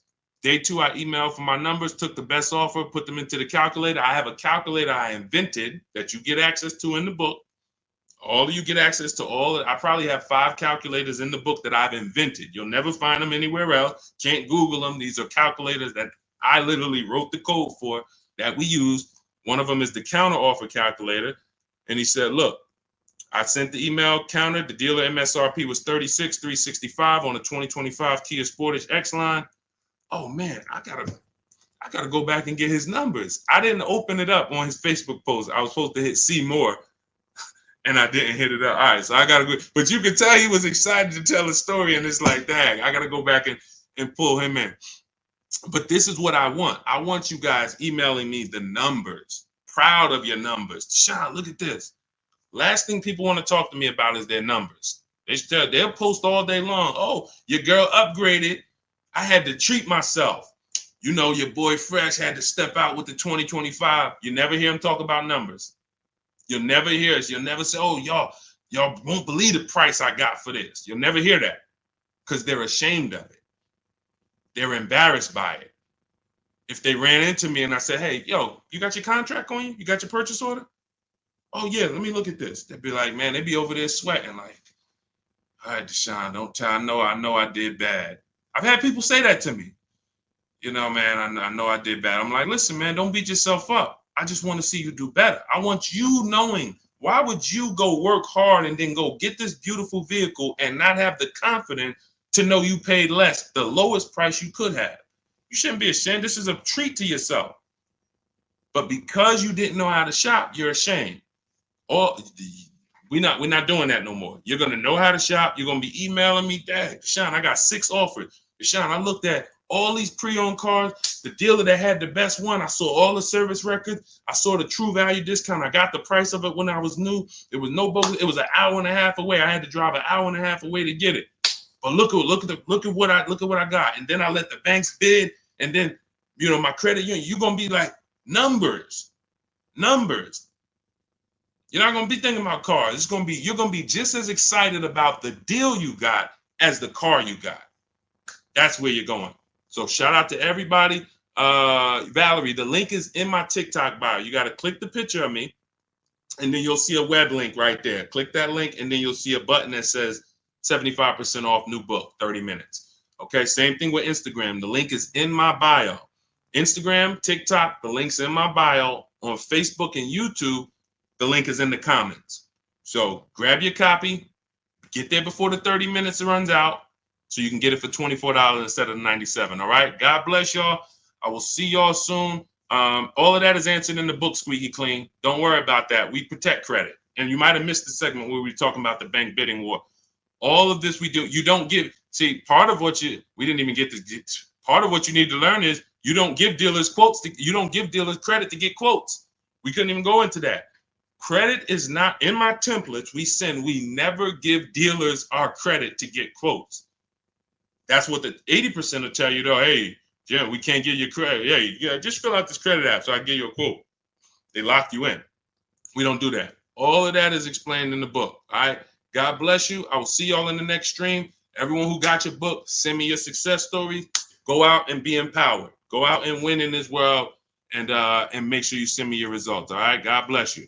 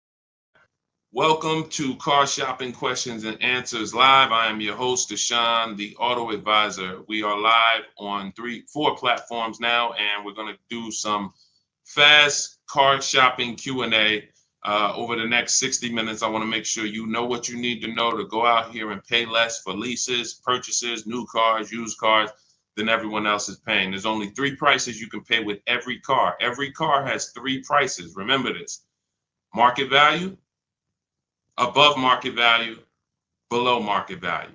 Every car has 3 prices. Above market value is reserved for people who can't negotiate at all. Market value is reserved for the negotiators. And then below market value is reserved for the people who put dealers against each other and create competition so that they can see the entire market. Below market deals do not come from negotiators. You cannot get a below market deal negotiating. So, and you can't know you got a below market deal negotiating. You must get dealers against each other. And that's what we do here. That's what Cars from Home is about. So start typing your questions. Who's car shopping now, or you will be over the next 12 months? Type me in the comments. Let me know if you are car shopping right now, or you will be over the next 6 months. Type me in the comments. I want you guys typing your questions, and we'll bring the first question into the show in about 10 seconds. All right. Shout out to the people who are, if you're car shopping now, let me know. All right, Dolan, I see we got our first couple questions. Let's get the show on the road. You guys can keep typing, and then we'll, as we get more questions, we'll keep it going. What do you think of drive time? Do you think it's a good option? Well, drive time, any website that does not put dealers against each other is not a good website. Most people are going to try to sell you on Variety. And Variety makes you think you're getting a better price. Give you an example. Carvana says, we have 50,000 cars for you to choose from. That's Variety. It's no different than if you walk into the Lay's potato chip factory and you're looking at 100 different flavors you never saw before. They're all Lay's, and you're like, wow, y'all got sour cream and onion, but y'all got baked potato, all of this stuff. It's Variety. But if they said to you every single bag is $7.99, you don't have any competition. So you can't compare anything. You can't even compare them to what they would sell it for in the store, because you're in the factory where all of the variety is. That's how most of these websites operate. It's strictly variety, but variety doesn't drive down prices. Competition does. So you want every car you're buying, leasing, you want to look at 100. You want to know within 100 miles of me who has a car like this and who's willing to sell it to me for. What are they willing to sell it to me for? Because this is not the Apple Store. My biggest thing I want to get across to you guys concerning this pricing is cars are not like the Apple Store. You go into the Apple Store in California, the iPhone 15 or 18 or whatever they come out with is going to be the same price as the Apple Store in Florida, same price in New Jersey. It's not like that in car dealerships. Every dealer is selling their vehicles for a different price. Every dealer's best price is different. So if you're going to find the below market best prices, you need to be on websites and you need to be using tools that allow you to get multiple offers from multiple different dealers. And there's no websites that do that, so to speak, but our system in Cars from Home is what we use to do it. We're going to get multiple offers, look at all the used cars within 100 miles, screen them down, see which one is the below market lease, the below market deal. And we're going to do the same thing for purchases. We're going to reach out to 25 dealers online. Using my email scripts, we get 5 quotes. So then we pick the best one. Now, you can feel free to do that manually. If you want to actually manually try to call dealers and get multiple quotes, you can. But I recommend you don't talk to dealers. And that's why I created a system where you just email them. But even if you called around, if you're looking for a Honda Pilot and you got 5 different managers to give you 5 different offers, you're going to see they're going to be totally different. This one's going to be $29,000. This one's $31,000. This one's $38,000. This one's $32,000. Like, they're going to be totally different because every dealer has a different price, and 80% of dealers are overpriced. So you're going to be shocked at how overpriced some of these dealers are once you start to get multiple offers. But yeah, when it comes to websites, Christian, if they're not putting dealers against each other for us, if they're not allowing us to see where dealers rank against each other, it's trash. Even on used car marketplaces. Used car marketplaces need to be telling you what discount you're getting from the original price, which they're never going to do. They're used cars. If you've bought a used car in your life, I want you to type the letter U in the comments. If you've ever bought a used car, I'm going to tell you something right now that is that you're going to be like, wow, you're right. That's common sense. But no, none of us have ever done it. No one's ever done it. That's why I added it to my system. When you look at used cars on the marketplace, on the website, cars.com, Auto Trader, you're looking at them using algorithms to tell you if this is a good deal or a bad deal. They're looking at what all the cars are listed at, and they're saying this one's listed higher, this one's listed lower, this is a good deal, this is a fair price. That's trash, because what they should be telling you is what is the discount you're getting from the original price of that car. The original price of that car. That's all that matters. If that car was originally 50,000 and now they're asking 25,000, that's a 50% discount from the new price. That's all. Listen, during the pandemic, we had people going out and you might have done it and literally buying used cars for the same price as new cars and not really asking questions. And they didn't even really bother to see that the same price they're paying for the 3-year-old used car is the same price it was new. There's no discount. And that's what I call the true value discount. So they're never going to see that. What you would see if they did this is how it would look. This vehicle has a 1% discount from the new car price. This car has a 6% discount from the new car price. And you're going to be like, why the heck would I buy that? It's really no discount. You charge me the same price as what it was new. That's all that matters. But they're never going to do that because then they have a bunch of people paying them to sell cars for them through their website, and the cars wouldn't be selling because people be like, yo, I'm not buying that. There's no value there. So that's what we need to know when we're getting a used car. That's the last step when we're narrowing down our used cars. We pull the original MSRP, we get the original price, and then we compare that. I have a calculator in my book that does it. You put the original MSRP in, you put the asking price in, and then it tells you this vehicle has a 42% true value discount, a 38% true value discount. And that's what you compare when you're shopping prices for used cars. Okay, everything that I'm talking about, if you're like, Deshaun, I want the whole blueprint, I'm not going to remember this, you can go and get my new digital book. It's called Cars from Home, 7 Steps to Saving Time, Money, and Avoiding Dealerships. You'll know our system for screening down used cars. You'll know how to get the original MSRP. You'll have the true value calculator, and you can get your copy for 75% off as part of our welcome offer in my TikTok bio for 30 minutes. My Instagram bio, 30 minutes only, or YouTube comments or the Facebook comments. And you won't pay $97. You'll pay $24 if you get there before the 30 minutes is up. So go grab your copy. Come on back to the show. Catherine Marie, I have a 2022 Chevy Blazer, 40,000 miles. I want to trade in for a 2024 Kia Sportage. My credit is 530. Is it smart right now? I've never been late on payments. Smart is relative. Why are you doing it?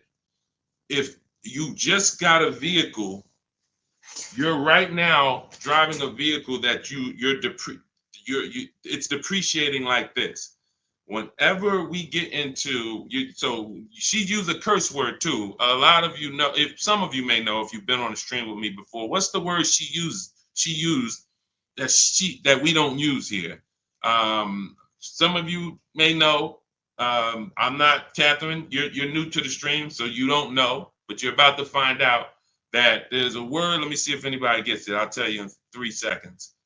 Okay. Trade. All right, trade. Why don't we use the word trade? Because you don't get anything, you don't get the value, the maximum value for anything trading it. So if I wanted to get rid of this phone, it's an iPhone 14, would I make the most money trading it, or would I make the most money selling it online on the open market? Would I get the most money trade or sell? Type into the comments. Y'all know, listen, I need you to lock in. Let's go. You know, the people who win with us are the people who are locked in. The whole world wants to distract you and have you focused on all of these things. None of this stuff is going to keep money in your bank account and make sure you're keeping thousands of dollars. You're paying thousands of dollars less. So lock in, focus, exactly. Trade. No, not WW. No, not trading. Yes, body, sell. Yes, open market. Exactly, Sheba. You're going to make the most money selling something on the open market, not trading it. So when in the past we used to have to, sell our cars on Facebook. We don't have to do that now. There's big companies that make us cash offers for our cars that literally write us a check the same day. CarMax, Driveway, Kelly's Blue Book Instant Cash Offer, Carvana, AutoNation, and Car Gurus.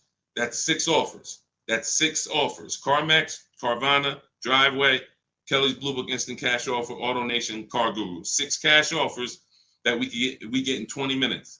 This is in step 2 of my shopping process. This is called the equity assessment.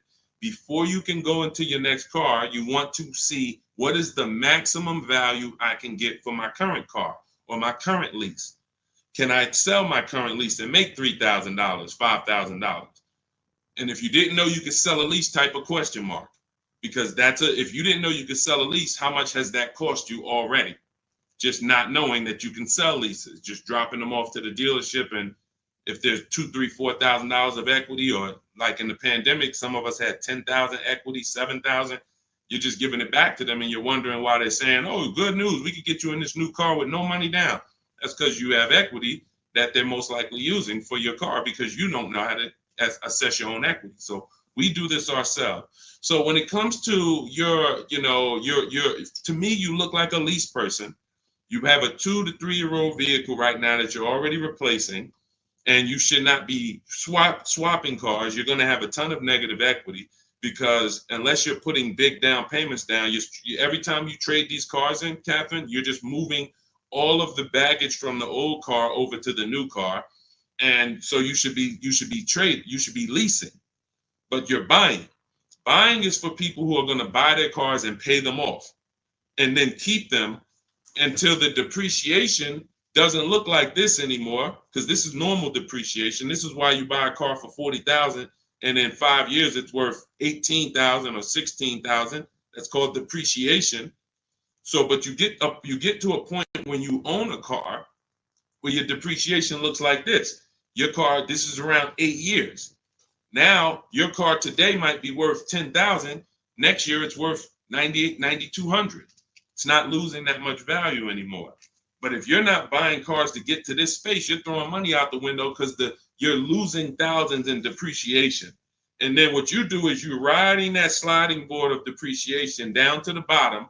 And as soon as it's about to cool off, you say, "Oh, let me go get another car and let me ride it down to the bottom again."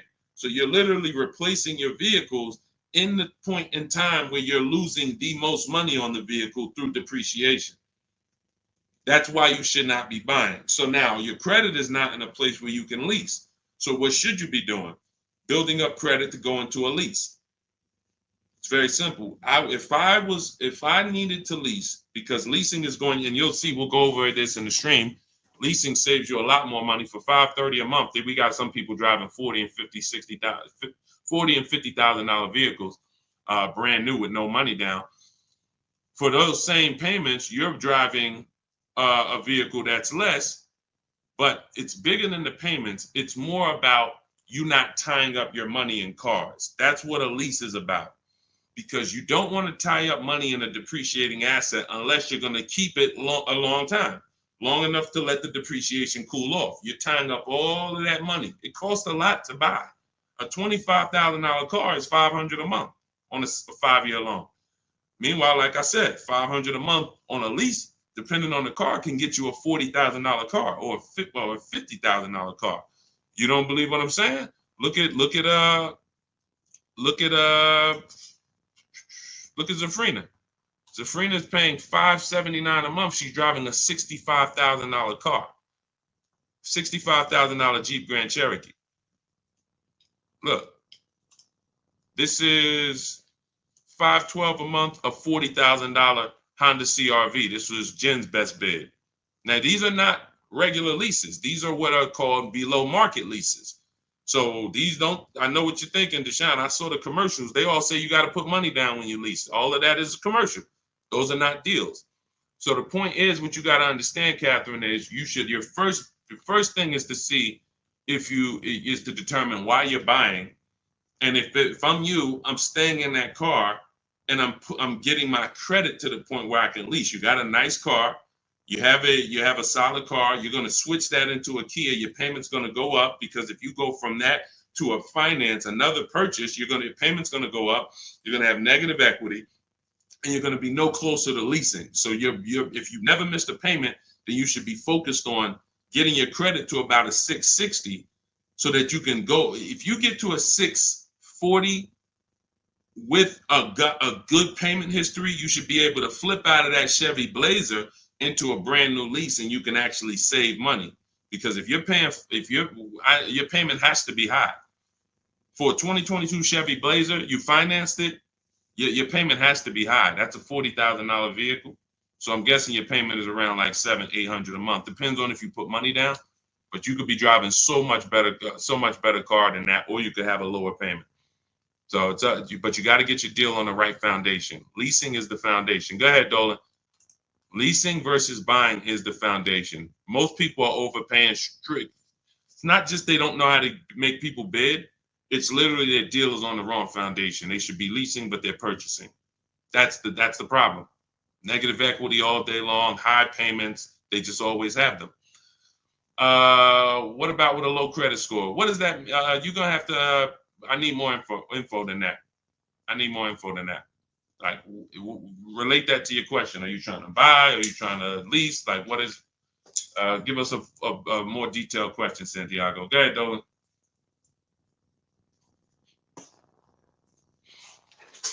I'm car shopping right now for a new vehicle. I need a car ASAP. I'm looking to finance. Okay, so first thing to determine is, do you have a current car? If do you have a current car, then you've already decided you're going to purchase. You're not leasing. So therefore, now we move to step two. My process is 7 steps. Step 2 is equity assessment. Do you have a vehicle you need to sell? Okay.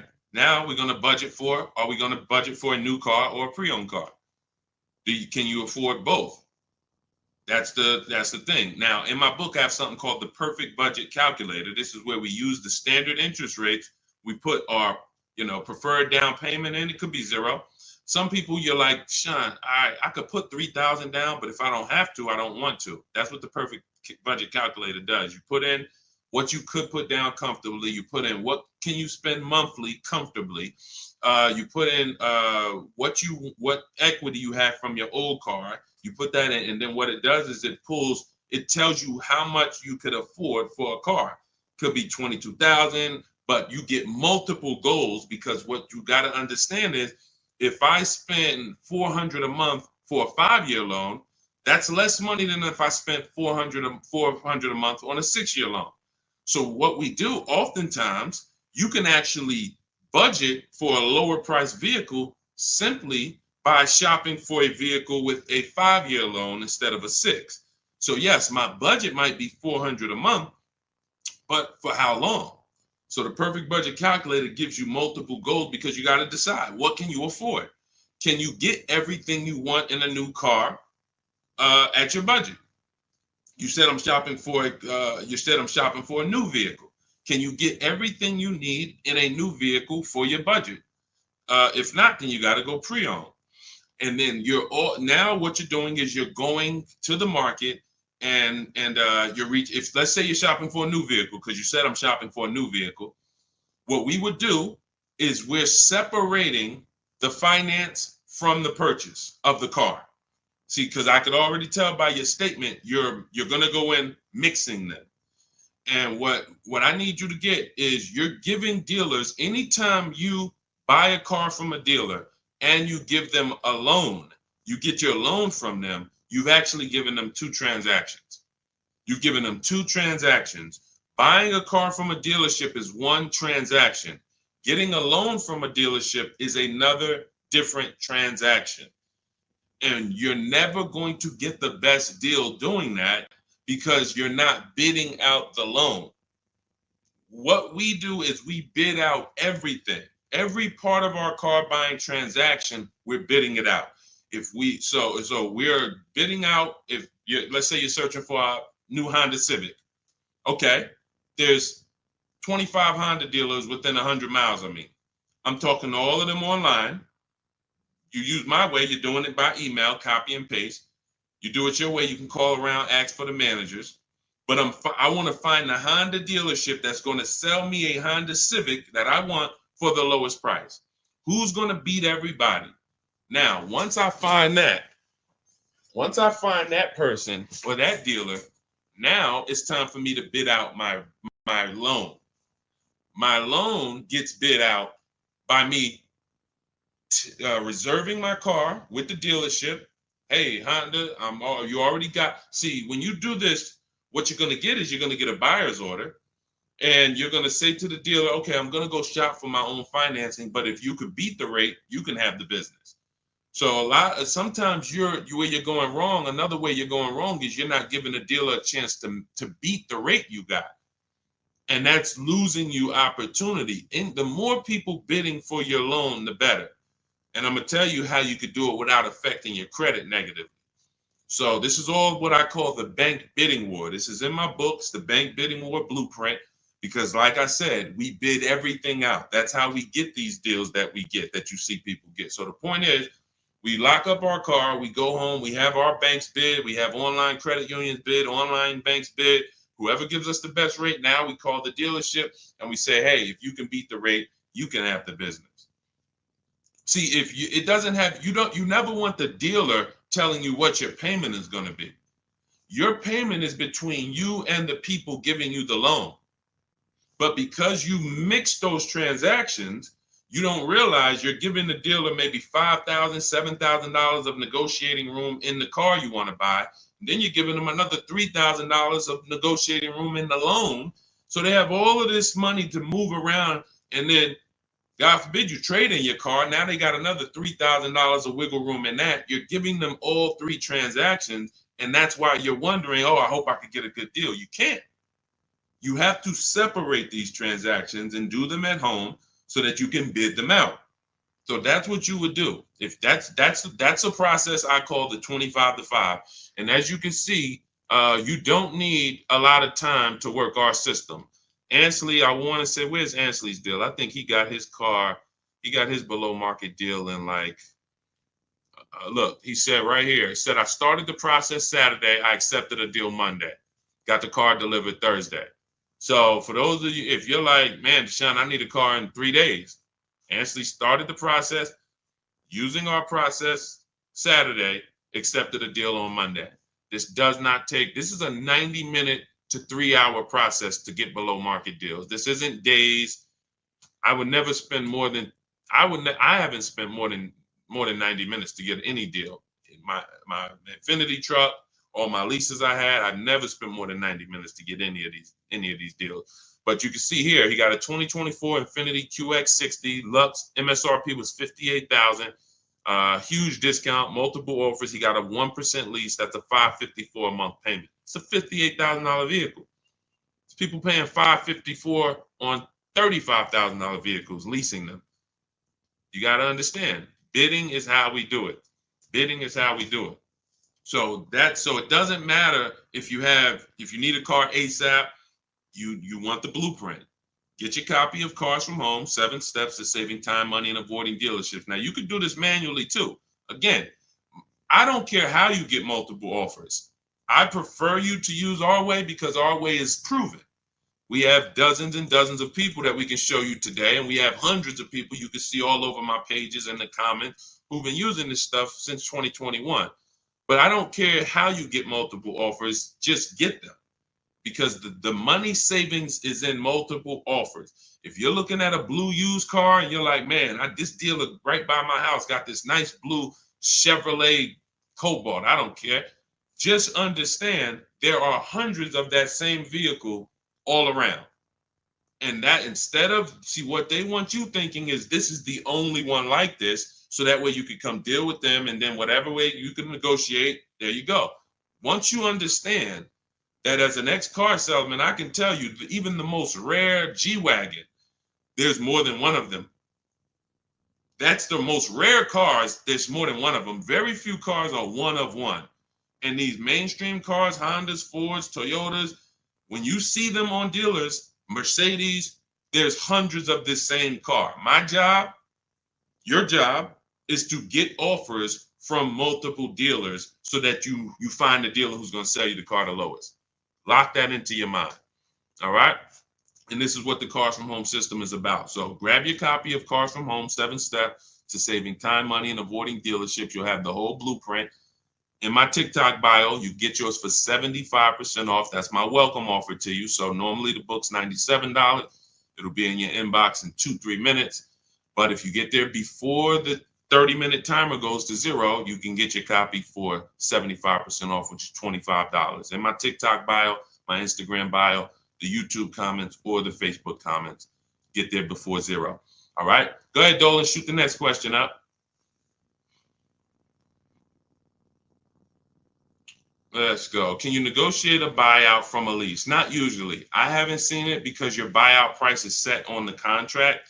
So when you lease your vehicle, the buyout price is established and the bank has already determined what they're going to resell the vehicle for.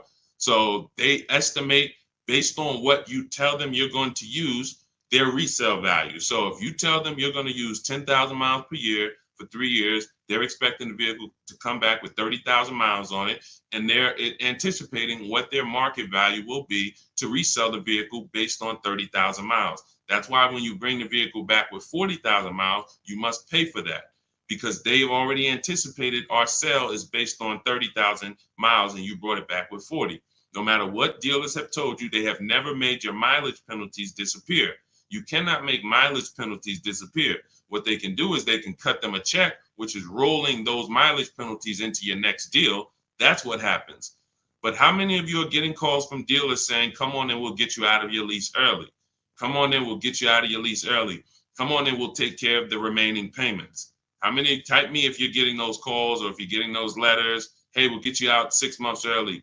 They're not doing anything but rolling your payments into the next car and hoping that you'll be okay with the new payment.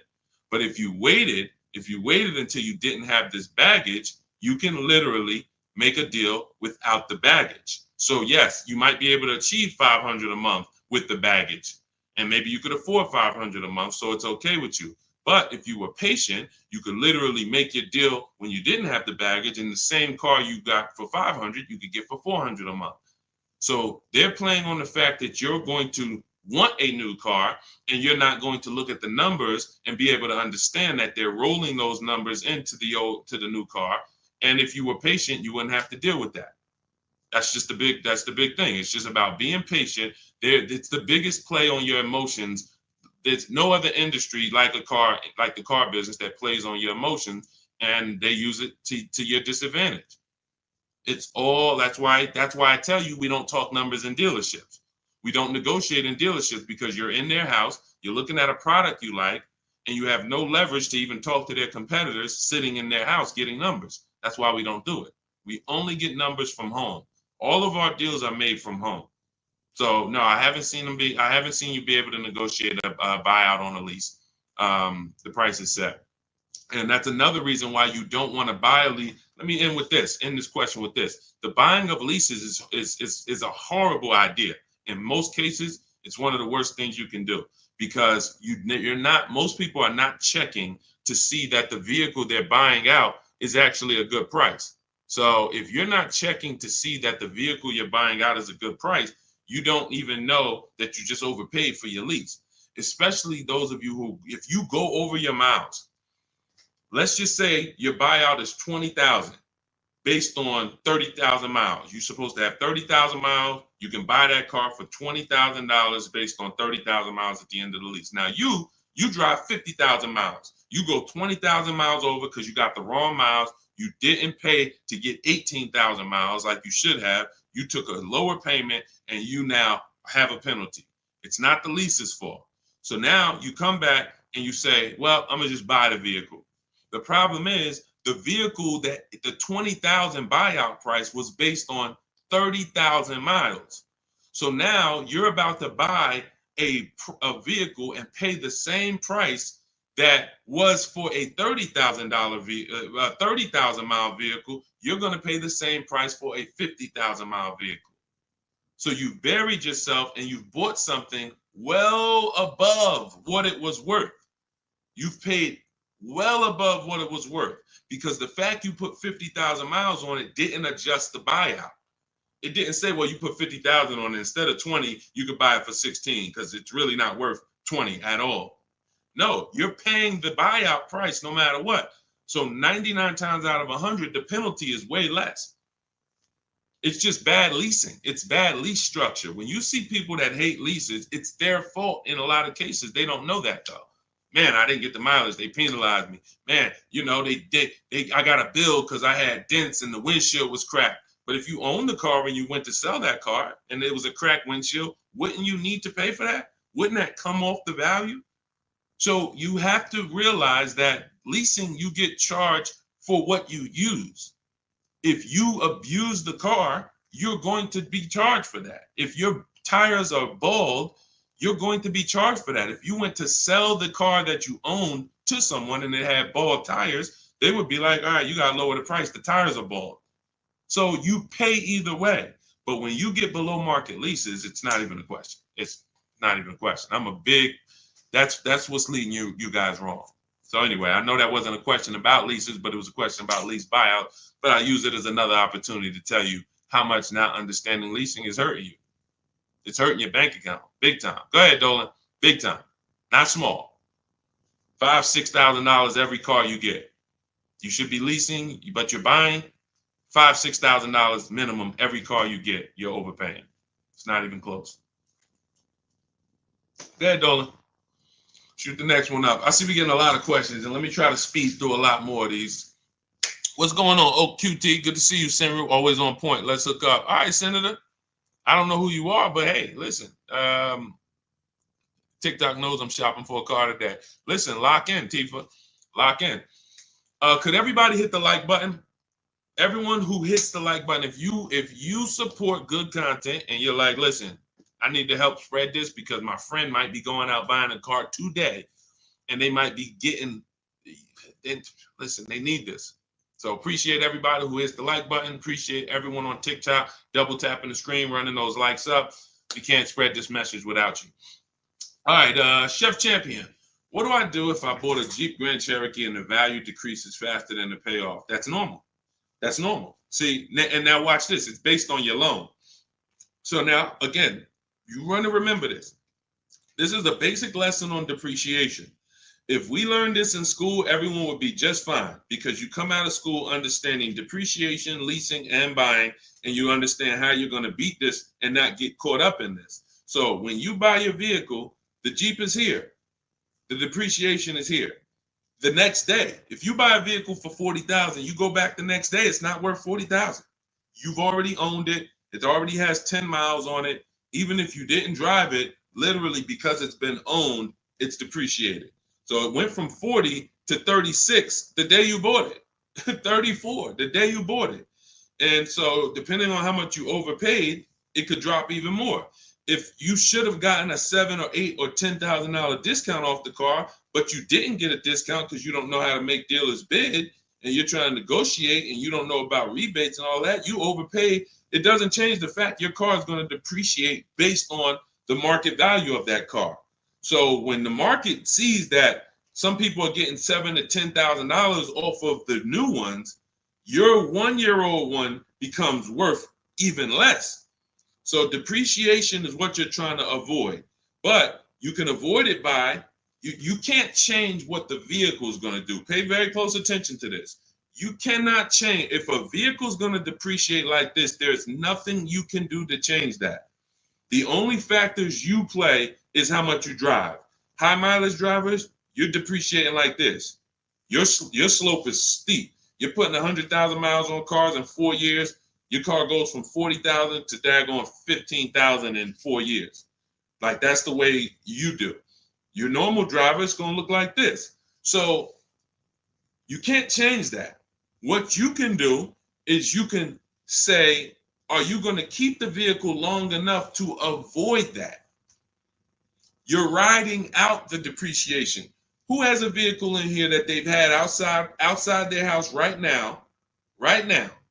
It's older than 8 years. I want you to type the number of years in the chat. Let me know how many years you've had the vehicle in your driveway. If it's more than 8, I want you to type 12 years, 11 years. If it's more than 8, I want you to type the number. Okay, I see you. The next 11 years. No, not 2, Kathy. It has to be more than 8. All right, 12 years. I see you. All right, I see you, Happy. 8 years.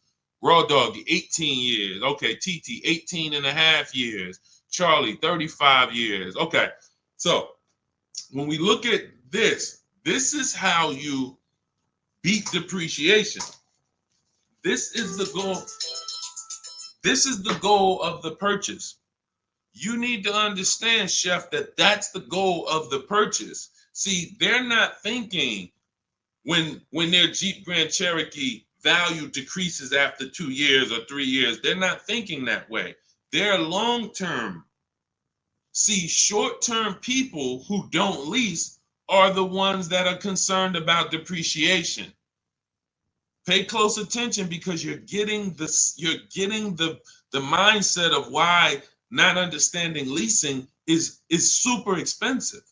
Because when you're them, you're not concerned with depreciation.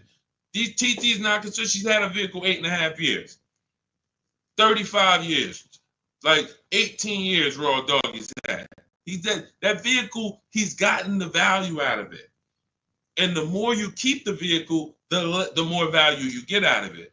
But if you're short term and you're looking to swap that vehicle out and go get another one, you are heavily concerned with depreciation, heavily. And the solution is you should be leasing. Let me show you someone who has a Jeep Grand Cherokee. Let me show you. Do I have Raphael? Where's she at? I don't even know if I have Raphael's deal, but I want to pull it in, because this was her second deal using our bidding system. Here we go. Now look at Raphael. So now she gets a 2024 Jeep Grand Cherokee, $45,000 MSRP, $46,000 MSRP, $549 a month. $549 a month. Look, 3 weeks. $549. So now when you look, I'm not even going to show you Zafrina's deal. She got a $65,000 electric Jeep, $579 a month.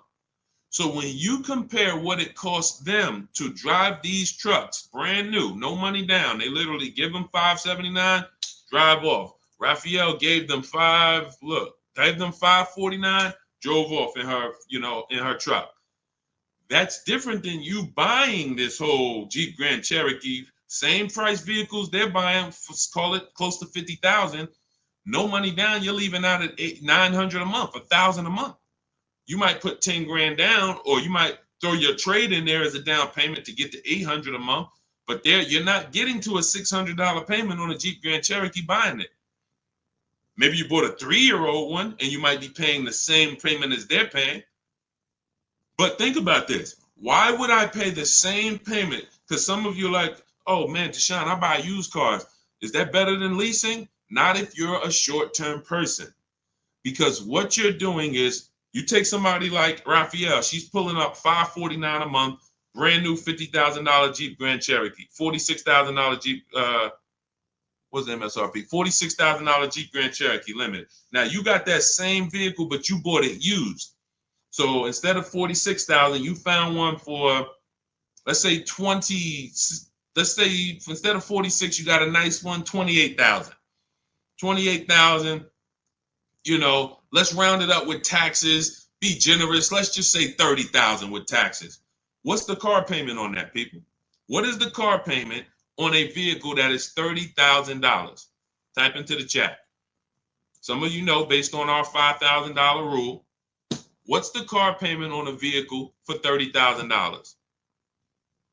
Thank you, Happy. $600. Thank you.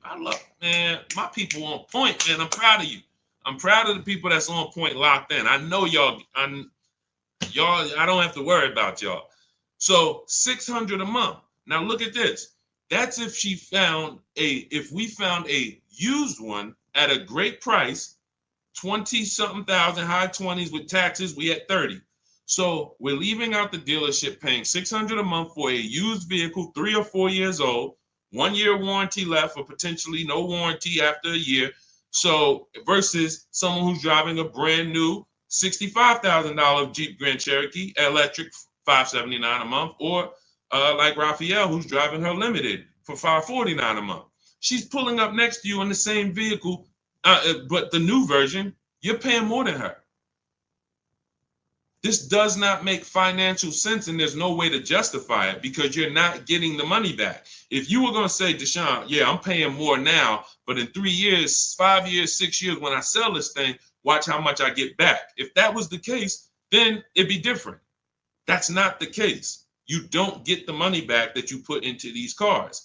That's why the people who learn from me, who get below market leases, we're never putting the money in the car. We're putting hundreds of dollars, couple hundred in. We're driving these brand new cars. We get the mileage we need.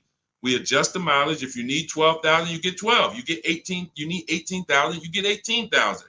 You need 25,000, you get 25,000 mile a year leases. But you don't buy these cars, tie up all this money, not get it back when you trade them in, and then go and do it over and over again and just stay in this depreciation cycle. Just stay in this depreciation cycle all the time. You're living in this depreciation cycle. You're never getting to the people who we talked about 8 minutes ago who are here, keeping their cars 18 years, 12 years, 10 years, where their depreciation is like this. This is the reward for purchasing. If you're not trying to get here, you should not be purchasing. You should be shopping for below market leases. So you can't beat depreciation in the short run, Jeff. To answer your question, to wrap this up, you're trying to beat depreciation in the short term. You cannot do it. The car is going to depreciate, and it doesn't matter the payoff. You could have took a 3-year loan.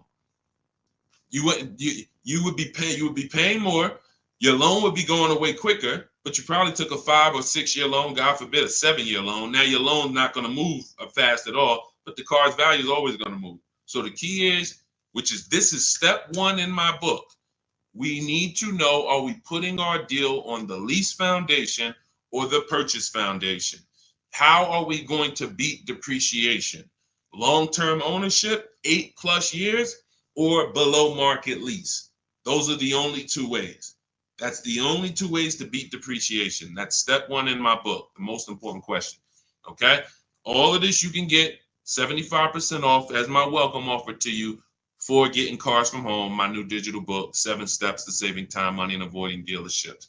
It's already 5-star rated. You can type it into Google. You'll see all the reviews online. Shout out to everyone who reviewed the book on Goodreads. And the book is just everything I teach. Everything you hear on my streams, it's in there step by step so that you don't have to remember this. So you can go to my TikTok bio, my Instagram bio, the Facebook comments, or the YouTube comments. And if you get there before 30 minutes is up, you get your copy for 75% off the whole blueprint. The bank bidding war is in there, selling leases, high mileage driving strategies, all in there step by step for you guys.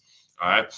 Once you get your book, make sure you screenshot the thank you page, though. As soon as you pay, you're going to see a page that says screenshot this page. You can open the book link there, but you'll also have my support team's email, because sometimes you're typing fast and you type your email wrong, and we can't send the book to a wrong email. So make sure you screenshot that page so you can have the support team's email.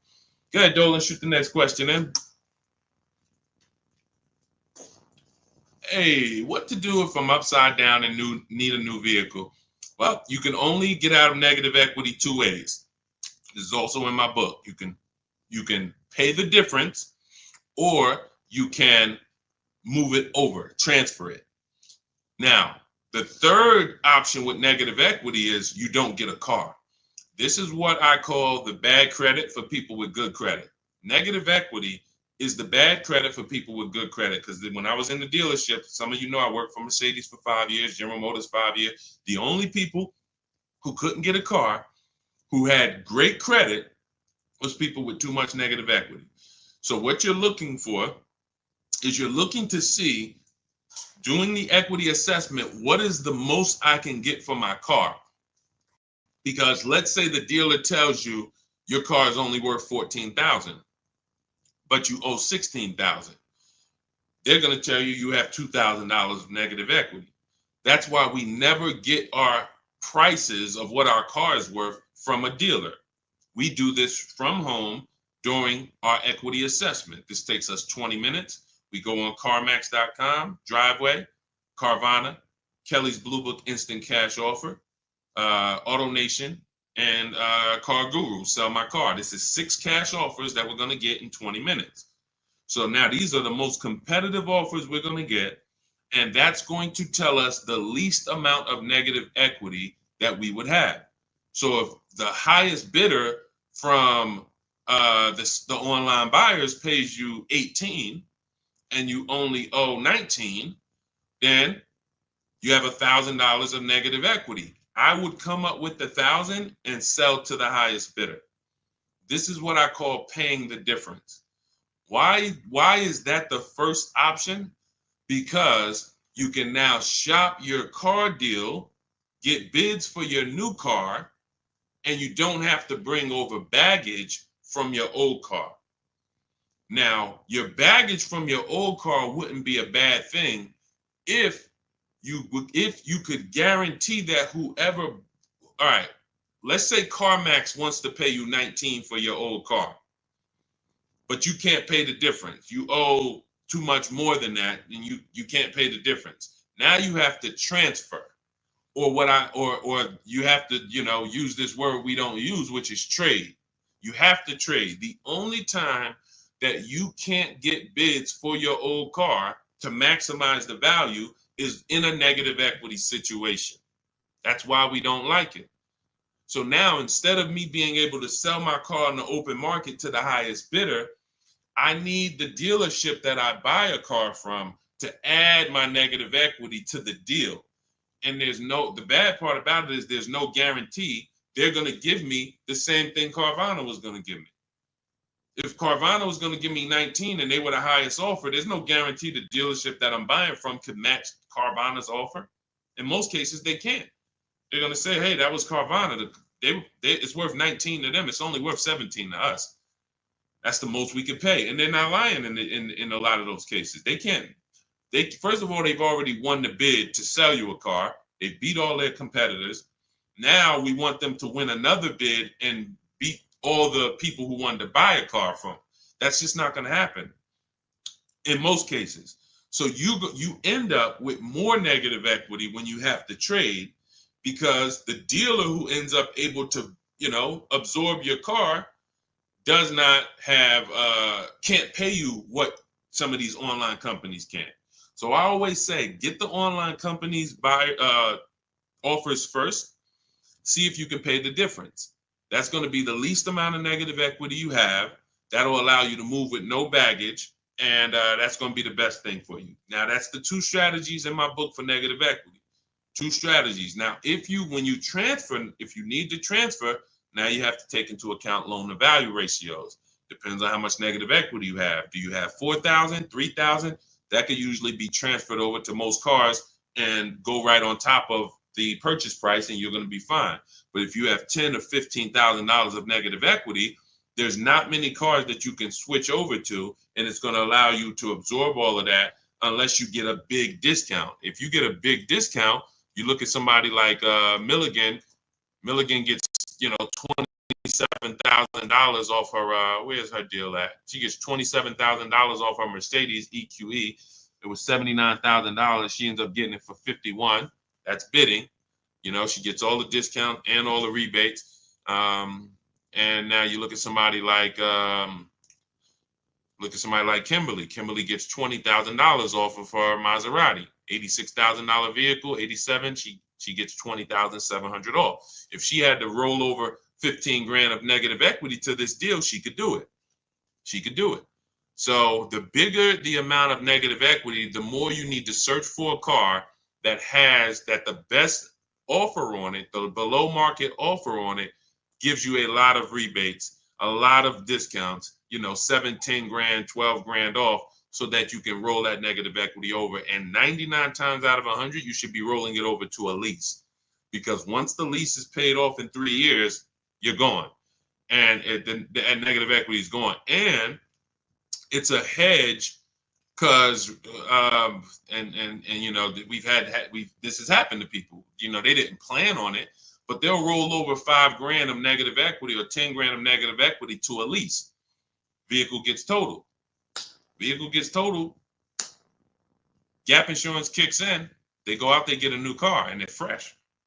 So with a lease, you're burying the negative equity into the lease, and you're paying it off in 3 years, and then you're fresh.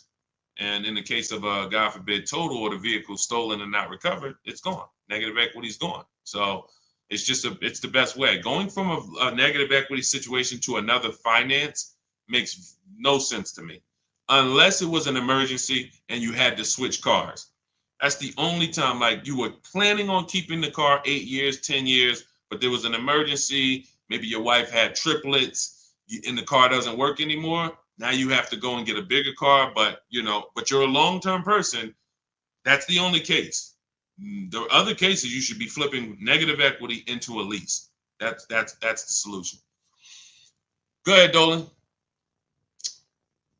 Great questions. Great questions. Great questions. Have you explained the lease? Well, the lease is very simple. It's for short-term people, and short-term means I'm not keeping my car long enough to ride out the depreciation. See, short-term is not a 5 years, 8 years, it's 3 years. No, it's the depreciation curve looks like this on a car. So a short-term person is not going to get here. You're not keeping your cars 8 years to where you're going to ride out the depreciation and now you're not losing value. Car's paid off. You got a great asset in the driveway, and you're going to keep it for another 2, 3, 4, 5 years to get the most money out of it. That's the purchase route. That's how you're beating depreciation there. Leasing is for people who are going to, you've been taught that you should buy, even though this is your ownership cycle. This is your ownership cycle. It looks like this. I buy a car, it loses 50% of its value in 5 years. I go and I do it again. Trade it in, replace it, do it again. Every single car I buy, I'm losing thousands and thousands of dollars in depreciation. Then I go and do it again. I never let it cool off. And I'm putting a lot of money into these cars because I buy the whole car. $40,000 car, $25,000 used car, whatever. I'm putting all the money into these cars, and then I'm replacing them before the depreciation cools off. Leasing is how you is for you to get off that roller coaster, get off that sliding board. That's a losing battle, and you're paying thousands and thousands of dollars more for that right. You're paying for that privilege that gives you no benefits. No benefit. You can see, and that's the reason why I teach about depreciation, so that you can understand when people say, oh, well, I like to buy my cars because I want to drive as much as I want. They don't understand. If you bought a car for 40 and you put average miles on it, this is how it looks. If you bought a car for 40 and you put high mileage on it, this is how it looks. It doesn't stay like that. It goes down. No matter what you pay for, how much you drive on a car, even if you own it. If you put 100,000 miles on your car in a year, you come back, what is it worth? Whole lot less. Whole lot less. Like, this is not even close. So the key, when you understand this is what I call the unseen expense, depreciation. Then you understand, okay, being that I'm going to pay for my car, whether I buy or lease, which option allows me to pay less? That's based on my lifestyle. If I'm going to keep my car 8, 9, 10 years, buying allows me to pay less in the long run.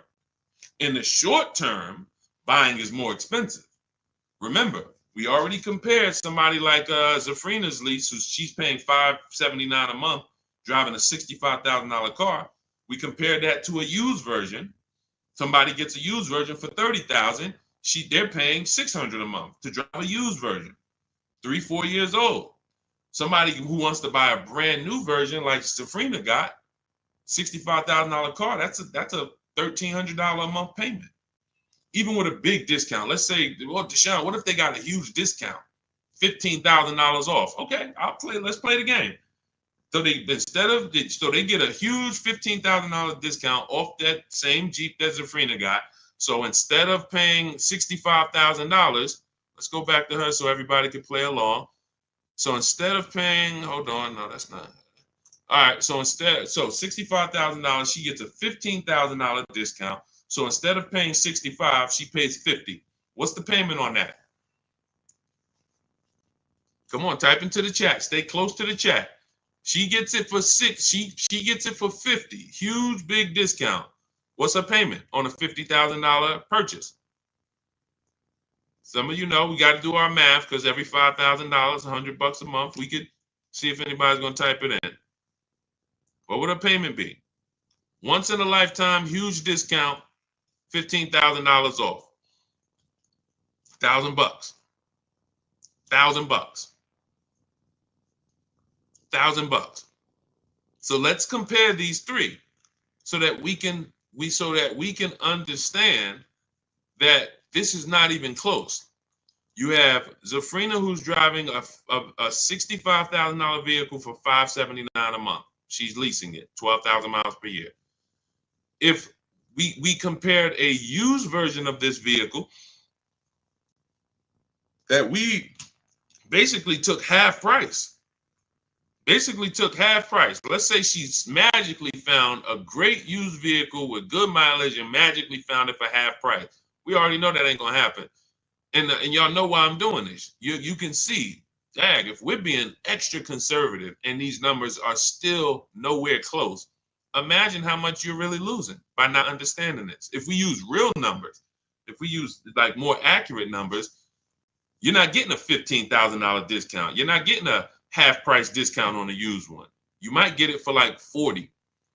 So that 40,000, that's an $800 a month payment. 30,000, $600 a month payment. Brand new one with a big discount, $1,000 a month payment. None of these are close to what Zafrina's paying at $579 for what she's getting. Driving a brand new vehicle, not tying up her money, driving a brand new vehicle. No, so that's what I'm saying. The reason why leasing versus buying is step one in my book is because if you buy, but you should have leased, you cannot get a great deal anymore. You cannot. That's why you're like, you may write me and be like, Deshaun, man, I figured out I shouldn't be buying anymore. Should I stay in this car? Or should I switch to a lease now? There's no benefit in you staying in it. If you can swap from a finance to a lease or from a purchase to a lease right now, you should be doing that right now. There's no benefit to staying in a finance if you're not keeping the car long enough to get here. You're just delaying the inevitable, putting more money into the car, driving less car than you could be driving for the money you're paying. There's no benefits there. No benefits there. So that's it. Everything we're talking about is in my new digital book, Cars from Home, 7 Steps to Saving Time, Money, and Avoiding Dealerships. Our entire process is called Cars from Home. 90% of what we do to get these below market deals is at home with a computer. So you don't need to be a great negotiator to get these prices that you're seeing people pay. You do need to have the blueprint, and Cars from Home, my new digital book, is the blueprint, and you can get a copy for 75% off. It's normally $97, and it's worth every penny of $97, but $24 is better. If you can get to my bio before the 30-minute timer goes to zero, you can get your copy for 75% off, which is $24, and you'll have everything we're talking about, everything we haven't had time to talk about so far: leasing, buying, below market deals, purchases, the bank bidding war, where we have banks and credit unions bidding. All of this is laid out for you step by step in the book. So grab your copy in my TikTok bio, my Instagram bio, the YouTube comments, or the Facebook comments. Get there before 30 minutes is up. Okay, go ahead, Dolan, shoot the next question in. Body envy sculpting. What if you drive a lot of miles with a lease? That's very simple. You're still depreciating your vehicle whether you buy or lease. So let's just say you are driving 30,000 miles per year, but you're buying. You're destroying the value of your car. So you're paying for that. If you were going to sell a car today and it was 30, it had, let's say it's a used car, it has 40,000 miles on it. You go out this year and you drive another 30,000 miles. When you come back, you just, whatever you were going to sell the car for with 40,000 miles, forget it. Like, you put another 30,000 miles in 1 year, your value just dropped tremendously. High mileage drivers, you are getting killed the worst with depreciation, because you get these deals and you structure these deals like you're not a high mileage driver. That's why when I was at the dealership, some of you know I've spent 14 years in dealerships, 4 years in my own brokerage, 5 years in Mercedes, 5 with General Motors. So when I was in the dealership, people would come in, especially when Uber first started, and they would have like a 5-year-old Honda, but it had 250,000 miles on it. And that wouldn't be a problem, except they still owed like 12 grand on it. That's the problem. So it's not that you're structuring your loan in a way where you drive The only way for you to not have big negative equity every deal, 10 to 15,000 or more, is you would have to be putting that money down. You would have to be making large down payments to stay out of negative equity, being a high mileage short-term driver who's trying to replace their cars in 3-4 years, because it's inevitable. And then um, you'd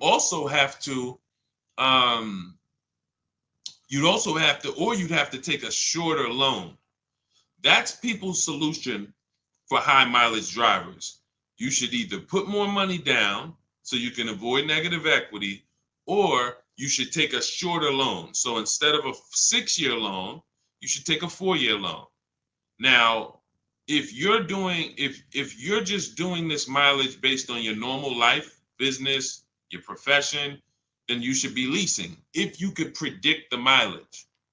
If you can predict the mileage, then you should be leasing. And I'm gonna tell you where I learned this. I learned this from a customer when I was a manager at Hyundai. I was a manager at Hyundai for 6 weeks. Dealership was not for me, but 6 weeks I was there and I learned something very valuable.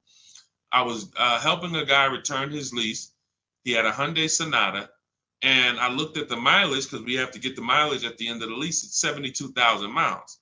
And I asked him, I said, "You lease this?" He said, "Yeah, I always lease now. I used to buy it and I always would have negative equity. All I do is lease now. I pay a little more and then I drive my 25,000 miles a year. I get my 25,000 mile a year leases and that's it. I come every 3 years, I get me another one." He was in sales. Since then, I've been telling any one of my clients listen, let's take a look at a lease. Because when I looked at his payment, if a great deal on a Hyundai Sonata at the time, why my nose itching? If a great deal let's say a great deal on a Hyundai Sonata at that time might have been $350 a month. Let's say he was paying $550, $525. He wasn't paying $800. He wasn't paying double. He was literally paying like $175 more per month to drive 25,000 miles a year. Huge, huge benefit. Now, if you don't know how to get good lease deals and you go and you try to do a high mileage lease, then it's going to suck. Because they're going to hit you with a high lease to begin with. And then they're going to say, "Oh, you want 25,000 miles? You want 20,000 miles? Oh, now you're going to be at 1,000 or 20. But if you do what Jen did, Jen she uses our system. She gets her bids for a Honda CRV hybrid, very popular vehicle, has been for the last 3 years. She gets a $39,000 vehicle, $512 a month, no money down. That's a 1.3% lease. And then she adjusted it from 12,000 miles to 18,000 miles. Payment went from $512 to $563. Look.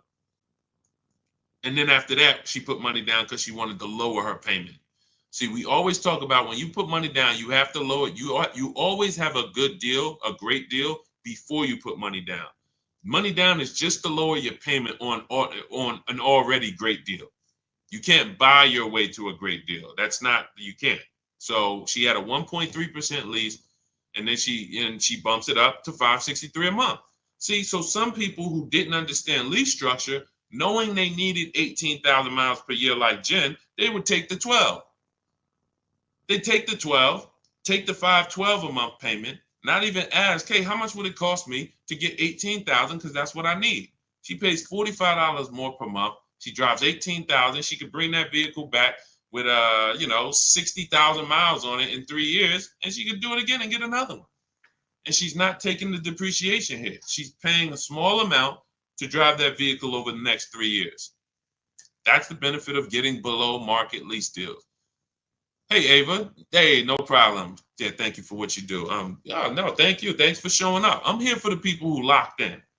That is what I'm here for. I'm here. I want you guys writing me, sending me your deals, sending me your offers, sending me what you get when you pick up your car, saying, "Hey, go into Goodreads, adding your reviews to the book," because that's what matters. That's all that matters. I hold myself accountable to what the people do. That's it. I don't when I set out to teach, it was all about, God, we have to deliver a system where people can get the same results I get. If you can't get the same results I get, then it sucks. It's not a system. It's not a system. That's why I show all the people who I can on these streams without showing them all day. I could show 100 people on a stream, but then we just be sitting here looking at people all day long.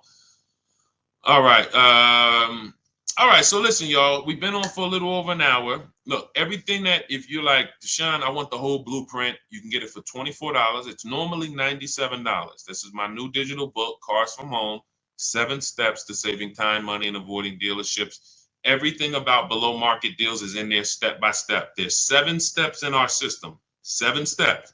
First step is the most important question. How many years are you keeping the next vehicle? The second, what did I say? First step? First step is the most important question. Second step is the equity assessment. Third step is deal structure. Fourth step is shopping, not buying. Fifth step is multiple offers. Sixth step is paperwork and protection. Seventh step is delivery. 7 steps to below market deals for leases, purchases, new cars, used cars, all step by step. So you can get your copy as part of my welcome offer for 75% off. You won't pay the normal $97 price. You can go to my TikTok bio or my Instagram bio, or click the link in the YouTube comments or the Facebook comments, but it's only for 30 minutes. If you visited the site and the timer hit 0, then unfortunately, welcome offers away.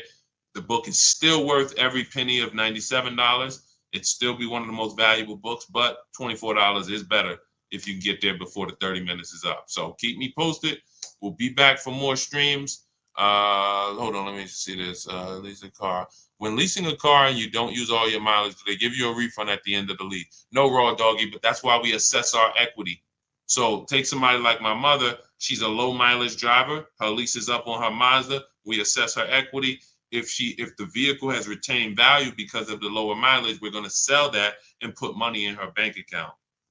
So even if we have a vehicle, leasing is also a hedge against vehicles for vehicles that don't lose value a lot, be it through natural depreciation or be it through I bought 15,000 miles. I thought I was going to use it, but I only use 10,000 miles a year. So now I'm 15,000 miles under. Okay, let's assess the equity. Let's see if we can sell that vehicle, put $2,000-$3,000 in your pocket, and then now that's a bonus. You basically leased and got a rebate at the end.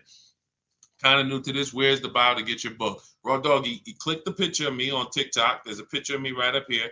If you're on Instagram, same picture of me. It'll take you to my profile, and you'll see a website there, a link. There's a link there, and then you click that, and then click the button that says 75% off new book. Okay, all of you who have been asking about the Shop with Deshaun program, you can certainly go to my bio and see if you qualify for that. I do shop with certain people all around the country for people who want a more personalized learning experience. Some of you are done with you. You might be a done with you person. So if you're a do-it-yourself person, that is the blueprint. Cars from Home, 7 steps to saving time, money, and avoiding dealerships. That is the blueprint. But if you're a done with me person, if you like to do things with people, personally, then you could also go to my bio and you can get information about the Shop with Deshaun program. I don't care how you do it. Just get in where you fit in, get multiple offers, unlearn what you've been taught, or I can't even say what you've been taught. If you think about it, no one taught you to buy a car. They programmed us. We didn't go into school. We didn't learn. This is how it was like. It was a programming. So that's why we have to unlearn that and relearn the new way. And then, the success is guaranteed. So God bless you. I will see y'all on the next stream. Everyone who got the book, congratulations. Use it.